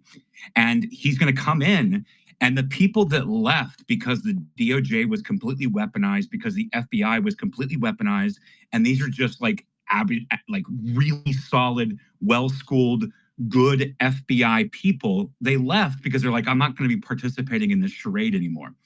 And he said, when he comes back, he's going to be surrounded by the most talented people that left because they didn't want to participate in a system that was becoming completely weaponized. They just wanted to be members of the FBI. And this was a profound point that I hadn't even considered. And so, yes, Kash Patel needs to be confirmed as the director of the FBI, and he's going to work with Pam Bondi, and Pam Bondi is completely competent. We know who she is. She was Florida AG for 8 years. We know who she is. She's great. And by the way, she looks great, by the way. She's 60. That's wild. Anyway, but the point that he made, I thought was so perfect, was he said, all of these people that left because they didn't want to participate in a weaponized government, and they didn't want to participate in some kind of like partisan hackery, they left the organization. They're all going to come back, and they're highly skilled, highly experienced, and going to be very good at what they do, and can actually restore it to a point where I can at least respect the FBI for some things. And let me just tell you one more thing, and I'll land my plane, Mike, and I'll shut the hell up. I promise. Sometimes I get going, you know this. I've been working on the backside with some contacts on this accelerationist stuff. Myself. And this stuff does get passed on to like the good people inside these agencies, and they are making arrests and they're taking down people. If we have a competent, solid, shrunk, non-politicized, non-weaponized federal task force, we can protect our kids. We can start to work on these things again, because we're not looking at Catholics and school board parents anymore. It's very important, but the point he made, I thought, was so perfect. He said, if Kash Patel comes in and he will honor his promises, I've known him for 15 years, when he honors his promises, those people will come back, and we will finally have a competent running force that will actually take down the right people and not start to take down the wrong people, and we can start to heal this a little bit. And that includes teachers, these disgusting teachers. That includes a lot of what's going on in our education system. Anyway, that was the point I wanted to make. I thought it was a really profound point. No, Victor Davis Hanson. And by the way, if you ever watch Fox, really he's on Fox a lot. You'll always know him because he has a beautiful picture of his daughter behind him in almost every interview. But and a lot of books. And the cat does not get rattled. He speaks in such a calm way that it's like It's damn near inspirational. You just like, I want to be smarter. God, I want to be smarter. Yeah, it makes me feel stupid when I And, listen and it's to him, but it's right? fantastic though. It's like I love feeling like this when he speaks. I could just listen to him for hours. Like it's incredible. You know, I was so I had a like a gut, like I felt like I was punched in the gut. Is that you, Gabs? It's me. It's me. It's me. It's me. Oh, hey, honey. Trash. Hey, honey. I felt like I'd been punched in the gut whenever my episode of American Thought Leaders came. Was the next episode after Victor Davis Hanson. I just felt like I didn't belong there. Like I was like, yeah, he's too smart. You can't put me after the way smart smarter guy. than me. Like, yeah, way smarter than me. like Yeah, and I even told because I went to Yanya Kellick's office when I was in DC that last month, and we talked about doing another American Thought Leaders episode and everything, and I said, yeah, you put me after Victor Davis Hands the last time. Don't do that. Don't do that again. Like that dude, I can't with that dude. Yeah, he's too smart. No, it's so cool. Good to see you, Gabs. Or I hope you're doing okay. But no, like this was a good point. And like, listen, I'm not simping for the government. You guys know this. I'm actually libertarian at heart. You guys know this. I'm not a conservative Republican, America first. I'm just small L libertarian at heart. You guys know this. But I also know when people are telling the truth, and it's an analysis that I think that's worth listening to. If that makes sense. Well, it does make sense. And the beautiful thing about Victor Davis Hanson is that a lot of the information is setup information for his real point. And the information that he just throws away, right, as the setup is just brilliant. You know what I'm saying? And it's like he just throws these statistics out there, this knowledge, this breadth, just this wealth of knowledge that's the precursor to his point. Like it's not even the point that he's going to win the argument with. It's the setup for the point. And it's like oh my God, that wasn't even his point. But you're right. Yeah, though. no, it like all of a sudden you're like, wait a minute, how did you get there? And like, that's right. Yes, of course. Yes, of course. Of course. So I was right there with you the whole time. I saw exactly where you're going. I thought, I was right there. Sure. We're the same, you and me. Victor Davis Hanson. We're thinkers, both of us. I knew several of those words you used. Like I'm nowhere near him. And I consider myself not a stupid person. Yeah, I agree. You're right. That's a good call, Trash. Yeah, he's a brilliant cat. But real quick, last question, then we'll get to a couple of these hands. His executive orders, I believe in 2017, I believe they said he had, I think it was less than 10, if I'm not mistaken. Yeah. The word is on the street now that it could be up to 100. Yeah, well, it's going to have to be, because if you guys remember that fake studio that Biden sat down in? It wasn't even the White House. It was like the fake studio. That's right. And he signed 77 executive orders right there. So they're going to have to undo all of that, number one. And then number two, they're going to have to introduce about 20 to 30 that are actually going to solve some immediate problems in the first 100 days when you have the proper cabinet deployed. So I would suspect about 100. Yeah, that makes sense. What's the shocker? What's the one that the media is going to call him, I don't know, racist or sexist or anti-American? What's the one that's going to come out, do you think, that they're going to get him on? Yeah, it's going to be China. So it's going to be some any kind of like anti-China business, because China is actually the biggest threat. Like, whatever, man. You guys can talk about Israel. You guys can talk about all that. That's fine. I don't want to talk about that. Whatever, dude. Like, that's not for me. I don't know. I'm neither of those things. I don't want to talk about it. But that's not the biggest threat. The biggest threat is China. And it has always been China. And so it's going to be something along the lines of a tariff thing combined with probably the Panama Canal thing, and most likely some kind of action that China is making on Taiwan and the drones. And I think I saw Tucker Carlson interviewed some woman that was part of the CIA that is now admitting that she was affected by a direct energy weapon, which is more or less like a Panama or what do they call it? Whatever syndrome it is. Anyway, I don't. Havana syndrome. Havana syndrome, right? Havana syndrome, Yeah, right? Havana. Yeah. Okay. Cuba, Perfect. Yeah. Havana. The first it happened was in Cuba at the embassy. Yeah. And so that's obviously a big topic of conversation. So it's going to be something combined with the FAA, the drone program, China letting us know that we shot down their satellite system that was controlling a bunch of drones in like, New Jersey, whatever, plus the Panama Canal thing, plus the Havana syndrome thing, plus the direct energy weapon, which I think people are misguided, but it's not my business. I don't care. I have no proof that they didn't start all these fires. I don't know. Look, I don't have that proof. I can't litigate that. But I think it's going to be a combination of something like that. Considering that American energy is already going to come roaring back, we're already seeing the American energy sector go. We're already seeing like the propaganda with like Landman, with that new show on Amazon. Like we're already seeing that propaganda move towards supporting, the big oil, whatever. We're also seeing the stop oil protests, like those people. All of that's connected. And I think that generally speaking, I think that the biggest thing is going to be the problem is going to be the tariffs.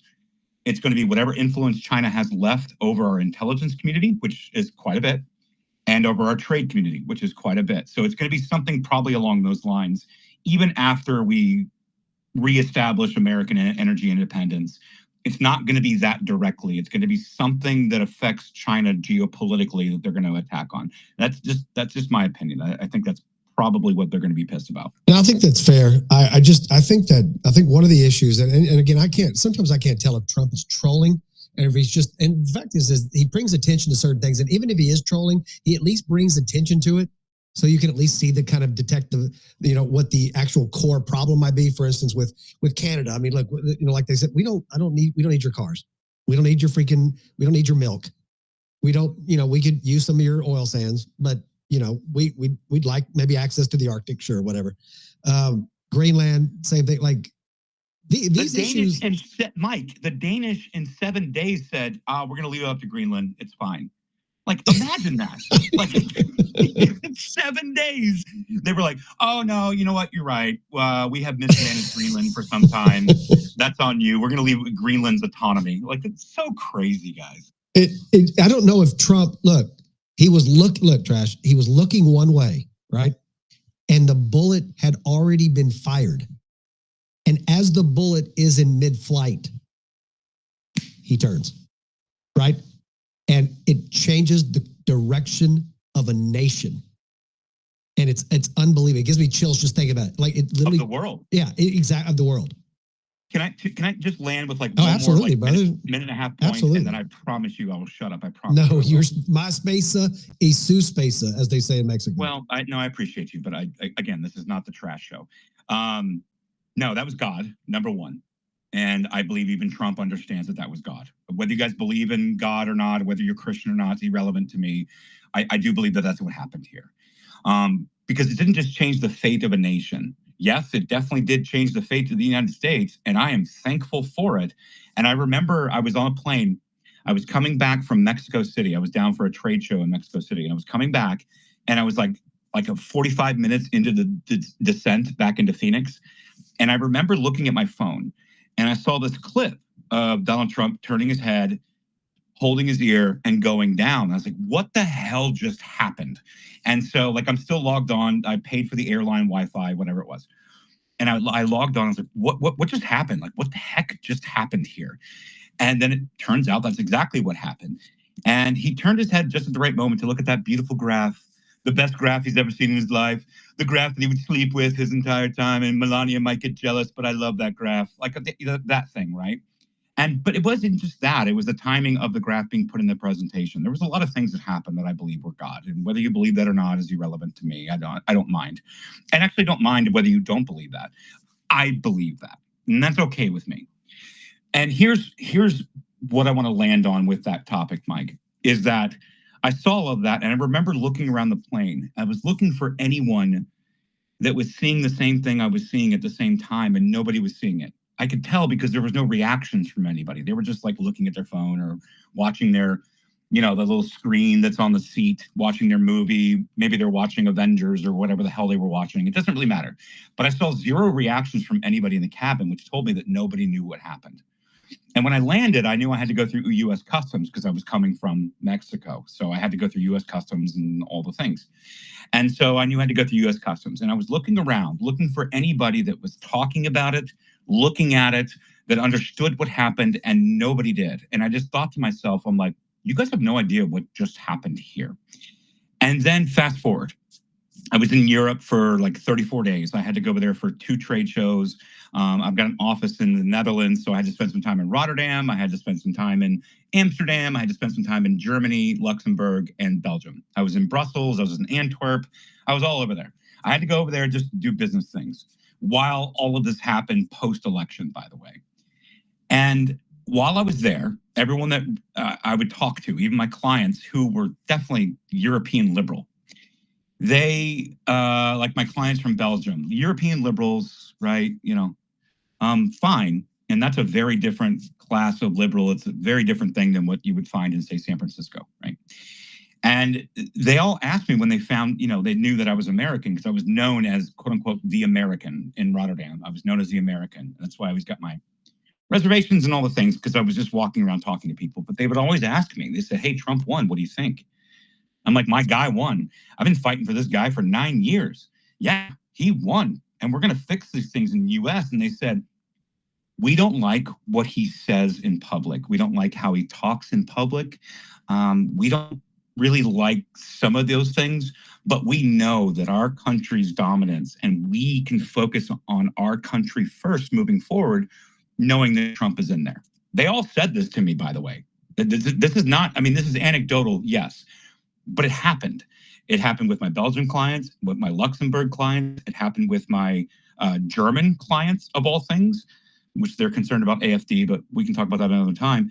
And it happened with the people that I was talking with in the Netherlands. They're like, yeah, we think with Trump back in there, that we can finally focus on our own country and not the world's problems, that we can focus on our own problems, so we can get something fixed. These are real, Mike, I promise you, I'm telling you the truth. This really happened. And so when you say that, yes, God, was present in that shot, had he just been an inch and a half to another position, would have been taken out and the US would have been completely demolished. Everyone else in the world also recognized. They said, actually, yep, that's actually not good. We need him in office now. I know they laughed at him at the UN in 2018 when he was telling Germany, hey, if you go completely reliant on Russian energy, you're going to have a problem. They all laughed at him. Turned out he was true. He was right. Obviously, look at Ukraine. But the second thing that I noticed was they're like, we don't like him. He's brash. We don't care. But we also recognize that we're so glad he's coming in as a president. That's what I heard. And I heard it a lot. And I heard it from a lot of people that I know definitely are not conservative in these countries. I know they're not. They're very liberal. And so it was interesting to me. So when you say something like, our country was saved by God, thank God, because he wasn't an inch and a half one direction or another. I'm here to tell you that I talked to people around the world. I was there. I was personal. Hell, I'm wearing the Essen Motor Show hoodie right now that I was in Germany. And I was talking to these people. And they were all finally excited that Donald Trump was coming back into office. This is something very spectacular. It's very different. It's something that I did not expect, but they all wanted to talk to me about it. Well, it was Trump's first win was the greatest upset of all time. It's the greatest upset of all time. His loss in 2020 was the greatest defeat of all time. His victory now was the greatest comeback of all time. And the thing is there's been no sentiment in this country about trying to overturn an election, or there's been any kind of controversy, because the people, I think, Trash, what you're saying is that people over here said, yeah, screw Trump. God, I'm glad he's back. It's like there's almost that underlying thing. You sense that right over here. Like nobody's talking shit about it because it's like, thank God, get him. Or it's like whatever it is, but there's some kind of underlying theme that they're almost like, thank God, I think that's probably worldwide. I think they're like, thank God she did. It's not her. And I'm okay with that. Yeah, I think they're like, he's terrible, but she's stupid. I don't have to have somebody love my guy to recognize the incompetence of another human being on a scale that we have never seen in political history at that level ever. I think that anybody who loves politicians are completely misguided. They are tools. Yes, they are functions. And if they function well, as Dan Bongino says, which I quote Dan Bongino a lot, and I give him a shout out because he gives me shout outs, but it's really because he says, is it a +1 or -1? What's the +1 here? Well, the +1 are the appointees. Why? Because of their history, because of who they are, because of their character, and what they're going to do as they come in to try to fix the country for me. I just need the +1s. I don't care about the team. I just need +1s. I'm tired of the -1s. That's it. And you could also be 51 Trump, 49 somebody else, and you still vote for Trump, right? Because why would you vote for 49 if you have 51? Yeah. I mean, he represented something of more than an idea. It wasn't even his idea. There were just people that finally got fed up enough with all the BS. And they said, well, I mean, if we're going to assemble a team of Avengers and we're going to put together Tulsi Gabbard and Robert F. Kennedy and Nicole and all these people, we're going to put this team together. Sure, we can criticize it. Absolutely. Go at it. Go have fun. Go ham. Go have fun. But like the team of Avengers that are being assembled right now are people that have absolutely effing had enough. Enough. All right. Enough. And I'm competent. I'm good at what I do. And I will carry this through because I understand the public mandates that's behind me. That's the first time I've ever seen this in my entire life. I'm 43 years old. I didn't get red pilled until after Iraq War, going into Patriot Act and Edward Snowden and all those things and Ross Ulbricht and all that. That's not what it took me a long time to get red pilled. But now that we're here, I think everyone understands the mandate. So I don't even need Trump I just need him to be like, we're going to unleash hell in the Middle East if they don't come to an agreement. We're going to unleash hell everywhere. Trust me on this. I'm telling you about this. And then they just you have to stop, Trash, with this. Look at here. We have talked about this, Trash. We have talked about this. Don't come in my space, Trash, trying to talk like Donald Trump. Please think of it. Quite frankly, it's incredible. I don't want you to do that, Trash. The best we've ever seen. The best. It's the greatest. Some people say to me, they say, sir. He even includes the sir in quoting the conversation back. I don't know, he's man. Incredible. I think we got a lot. I think we have a lot to look forward to, and thank you for the time. I'll shut up now. I want to hear from other people. Absolutely, Trash. Always good having you. You guys make sure you follow Trash. He is an activist. He has an opinion, and he acts on that opinion. So absolutely well worth a follow. Gabs, go ahead and jump in there. Arius, see Jenny in here. Scott Pressler, I'm telling you, bro. Stop coming up here just to look at my profile picture. Pick up a mic and talk to me man to man, bro. We can talk. We can. Everybody else can earmuff. Don't stop teasing me like this. Sick of it. Go ahead, Gabs. There were other people who had their hand up. I can't see hands. I don't know what's going on. Elon's ride or die. I can't criticize the platform. Sally was before me. I think Jenny was before me too. Oh, I didn't even know they had their hands up. Yeah, just jump in. Whoever thinks they're prettiest, jump in first. But wait a minute now, God damn it. I ain't Notice how Destiny didn't raise her hand. We'll skip that. Destiny's hotter than everybody. There you go, Jen. What's up? I was actually just looking at this thing. It was a post that I tagged you in it. It said that Trump is saying that he's not going to be working with anyone who was supported by, worked for, or been endorsed by Nikki Haley, John Bolton, Mike Pence, the Cheneys, Mitt Romney, Paul Ryan, Mark Milley, James Mattis, Mark Esper, Charles Koch, anyone else with Trump derangement syndrome. I found that pretty interesting. And you guys had said earlier in the beginning when you were speaking, Trash, and thank you so much for sharing all that. It's great to know that the administration seems to be thinking more and listen to what people were talking about before. Like, we were afraid before that his people around him didn't support him in ways that we thought that they should. So now seeing him come in like that, it's exciting to me, and especially that he's really kind of putting a strainer on those that he's going to work with to ensure that his, what he needs to do and the things that we've talked about in America get done. So I think that was pretty cool. It's weird. All right. So I want to get to the hands, Mike. But boy, do I have a follow-up for Jenny. So let's get to the hands. No, Trash, I damn it. I'm going to mute everybody in here. Go. All right. Well, here we go. So if you guys don't know what happened, you guys saw Nikki Haley all of a sudden get introduced into the mix during the primaries. You guys saw this happen, right? Well, what you didn't understand was like many of the establishment players that were trying to force out of their fortresses. This was like Georgia, Wisconsin, a little bit of Pennsylvania, but it's mainly Wisconsin, Georgia, and many other fortresses where they had this old school GOP. If you guys know Georgia politics, you know how bad it is, or how bad it was. And the rise of Nikki Haley had everything to do with how Ron DeSantis actually didn't want to be a part of any of that machine. Yet he was elected because of the same machine, like the Bush dynasty machine in Florida politics. This is how he was elected. Well, that same machine shifted their focus onto Nikki Haley. And so what they did was they tried to use like people like Josh McCoon in Georgia, and many other people like in the Wisconsin GOP. Funny enough, the RNC was in Milwaukee, which is interestingly enough to me.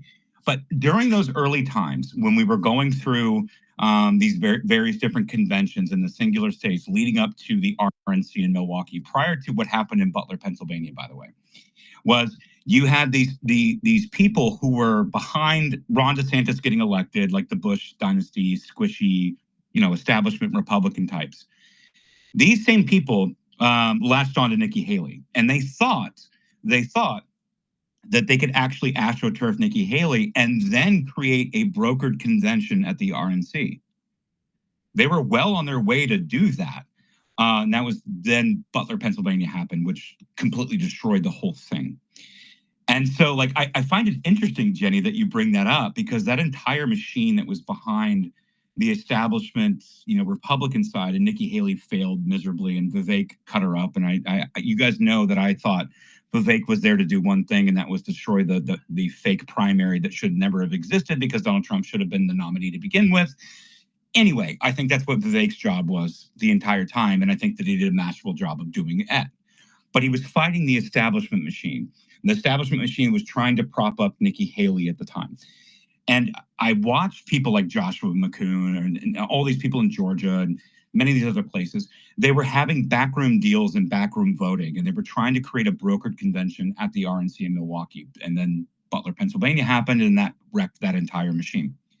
Now they moved over. They said, well, maybe our interest would be better served for our military industrial complex pals. Maybe it'll be better served over the Kamala Harris ticket. That's why you saw people like Liz Cheney move over.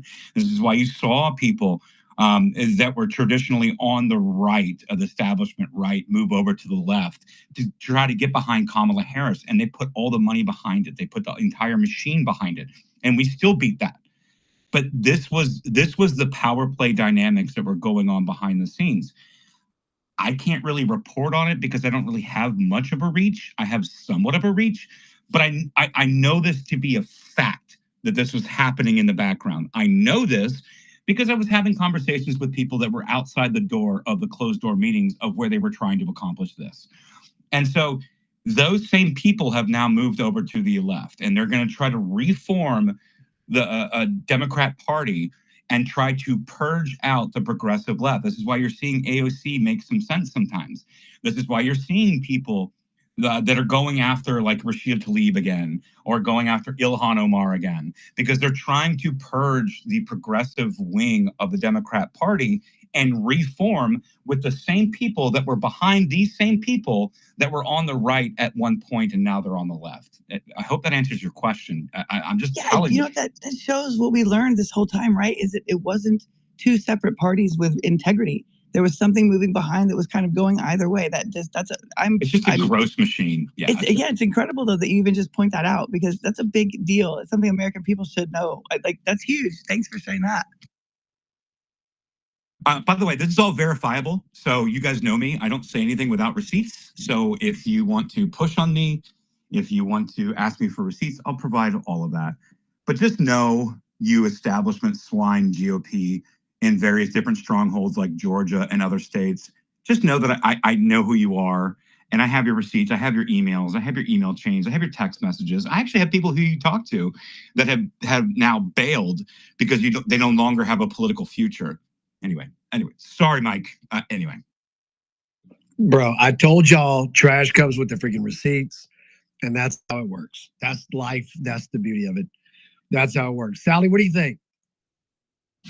I'm not gonna lie. I've been totally distracted. I had 4 fighter jets fly over my house. I'm like, what's going on? It's really late 'cause I live by the airbase. And then I walk outside, I get a phone call. Someone says, go look outside. I swear there's choppers outside. Kid you not, there was 4 drones. And I was speaking to someone, so I was trying to grab my phone, take a picture. There was 4 drones going towards the airbase. And now there's choppers outside. It's really weird. Really freaking weird. Are you serious? No, I am being dead freaking serious. I know someone that that knows the same thing that I'm just talking about right now. Well, look, when Trump gets in office, hopefully we can find, there's a couple of things. I'd like to find out about this drone situation. I'd also like to find out, sorry for beating a dead horse, I'd also like to find out a little bit more information about the goddamn shooter in Butler, Pennsylvania. I want to know more about that story because I know nothing about, I don't understand why I've never seen an interview with the parents. I don't understand why when they went back to Butler, it was so easy to get someone back on that freaking sloped roof. I don't understand how it just so happened that the one place that he picked to be was the one place that the Secret Service was. I want freaking answers to these questions, man. Well, here's some more questions for you, Mike. So number 1, why did he have multiple devices connected with international accounts? Number 2, why was he connected with Telegram? By the way, if you guys want to look at Accelerationist, we can talk about that. Number 3, why was it that his entire house, including the parents who were still alive, was a sterile environment when they went to go investigate? Why was that, by the way? What do you think is happening here? And people are going to be like, well, it's CIA, it's the FBI. No, it's not actually. It's probably external countries, and most likely, probably like China or Iran, is most likely the culprit behind it. And he was probably joining up with Accelerations networks. How do I know this? Because he had Discord and he had Telegram and he had 4 different devices that were connected to supposedly international accounts, but they were completely wiped and they were completely sterile. Just additional questions, Mike. I think that people should probably be asking. Trash, think about the confidence you've got to have to walk into a freaking thing where the president is, knowing like you can't do, dude. If I walk out of my freaking classroom to go into the freaking bathroom in the middle of the class, I'm looking both ways because I'm, you know what I'm saying? Like everybody has that nervous look when you're doing something. This cat walked in like he had no worries in the world. He knew exactly where to go, exactly what to do, and he had no worries except that you had in England is the one that broke the damn story. If you remember, that was where the first video showed up of people going, hey, this dude, what the hell? Yeah. Why did Ron Rowe allow tactical incompetence inside the layers of Secret Service? And all it took was one logistical person to be able to create that mess. Just so these are some questions you guys should probably be asking, just to be clear. It makes no sense. We've got like nothing. Like it is absolutely nothing. And oh my God, that's the one that pisses me. Did you see Melania Trump's post where she said something isn't right here and that the silence is deafening? I'm going to post it in the pill. That disturbed me, where she was like, why don't we have enough information? Why wasn't the shooter stopped before? Like her message to me, it reminds me every day, kind of when I pop on X, I think to myself, why don't we know? Why did it even happen in the first place? So I appreciate you even bringing that up. We'll forget. Human beings forget things so easily. Tactical, intentional incompetence. I think that's really what happened here. And I think that someone knew that was going to be tactical, intentional incompetence that day. And so where that goes, well, I mean, look, we gotta investigate that. I gotta go down that rabbit hole a little bit. But it's clear to me that people like Ron Rowe or whatever her name was that resigned, she had no part in this. Ron Rowe was actually more important in this story. And the people and the logistical people inside the Secret Service at that time, why were they allowing intentional incompetence? Because that's really the story here. And then who leaked and who knew about the intentional incompetence and leaked it out to some sources, maybe foreign governments? I don't know. I'll try to find that answer. I'll do the best I can. I don't have that answer yet, but I've been asking those questions. Who knew that the tactical incompetence would happen, and how did they know that the people on the ground and the Butler PA, the county sheriff's division counter sniper team, how did they know that they would not be able to communicate with a central database of people to prevent this from happening? And why do we see videos of people who were pointing this out and calling 911 for an hour prior to any of this happening? And why was a stupid t-shirt leaked out linking to some YouTube channel to try to throw you off from the scent? Do you get Mike? I'm telling you, you just ask these questions. It makes me feel like I'm listening to Victor Davis Hanson. I feel that stupid. You know, I mean, sorry, man. I'm definitely more dumb than Victor Davis Hanson, but like, yes, I appreciate it makes us feel like that we're stupid human beings, that you can do all of these things. There are so many steps here that have no explanation. It's non sequitur. It doesn't even go in order. Like there's none of this makes any sense. And we're just sitting here like a bunch of freaking idiots. And again, exactly. Like you're telling me I had never even, maybe you guys have heard of that little thing where you can rent someone else's car, whatever it is. I'd never heard of it. And I think it'd be safe to say most people have it. When two dudes use it and it comes out, I'm just saying, son of a detective, I'm not saying it's proof. I'm saying it looks like a pattern.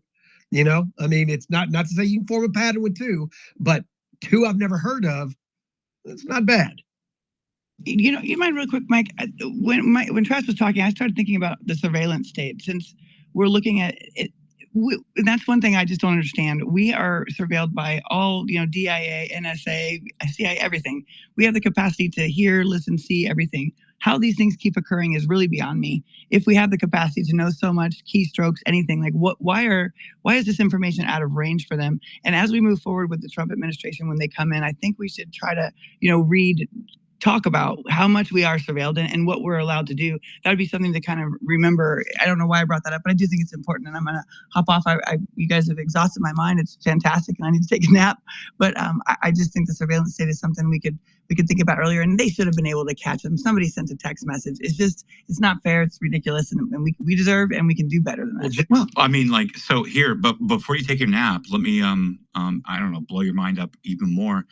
So we were told that the phone cellular companies were telling us that they told us originally that the cellular companies on the J6 pipe bomber story, that those files were corrupted, that the phone records, they were completely lost. Well, that's not true. The most surveilled city in America, which is DC, by the way, all of a sudden, all of those records are corrupted. And then we were told, by the way, we were told that the Secret Service replaced all of their phones. So all of their devices are gone. So they have no, digital footprint record because we replaced all the devices on January 6th, by the way. Okay, fine. And then you want to tell me that all of the, city cams and all the CCT cams across the city were also corrupted, by the way. Okay, fine. You want to tell me that's fine. And then you want to tell me that the phone companies have come out and said, no, actually, these files aren't corrupted at all. We have them. But why isn't anyone requesting from Congress? And I can tell you that I talked to members of Congress and I said, hey, I have X, Y, and Z of what happened on January 6th. I need you to actually ask these people. And these are people that are supposedly on our team, right? And they said, well, this is just too big. We don't know what to do with this. It's too big. We don't know what to do with these people. It's too big. Okay. So the cell phone records are corrupted because the Secret Service replaced their phones. Then you want to tell me that the most surveilled city in America, all of their CCT and their localized camera systems are all corrupted as well. Okay, you want to tell me that? That's fine. And then people like Darren Beatty and many other people, like with Revolver News and many other people, I think some people in War Room and Steve Bannon and Natalie Winters and all the people, they were asking the same questions. And they were saying, like, wait a minute, like, we know who this person was. We tracked them all the way back to a Virginia bus station that led to a train station where they disappeared into Virginia. Okay, fine. You want to tell me that all of that's bullshit, that none of that exists. That's fine. You can do that. But you can't do that with Pennsylvania. And you actually can't do that with what happened in Butler. And you can't tell me that you, upon discovering who this random idiot, stupid mullet wearing, t-shirt wearing YouTube channel person got up onto a roof, a sloped roof, by the way, and took a shot from like 110 yards away, you're going to tell me that you can't trace his digital footprint? Like, do you guys see how crazy this is? This is insanity. And I don't know what else to do. I've talked with congressional staffers. I've talked with Senate staffers. I've talked with operatives within Republican circles, within Democrat circles, within Intel circles. I've talked with everybody. I'm like, hey, here, I have X, Y, and Z. Here it is. Here's the video. Here's them talking on camera by themselves. And you mean to tell me that all of that happened? And yet we are also the most surveilled and censored population of a free people in the world? And you want to convince me that both things are true? This is why I lose my shit, Mike, because I'm like, that's not true. Like, it can't be both. It has to be one or the other. And I have evidence that it's definitely not one thing. We are the most surveilled. We're the most censored. I can talk about metadata. I can talk about your personal data going out on dark web. My own information has been leaked on the dark web. I've been doxxed. I've been slandered. I've been smeared. All of the things. And you want to tell me that you can't track down somebody in the most surveilled city in the world, and you can't track down somebody, and all of a sudden now that Donald Trump is coming in and Kash Patel is probably going to be confirmed and Pam Bondi is going to run the DOJ, that all of a sudden now you're like, well, we have new information. We have new information now that maybe this person was probably responsible and we're tracking them down and we're going to take care of them. Bullshit. It's all fake and stupid. Stop it.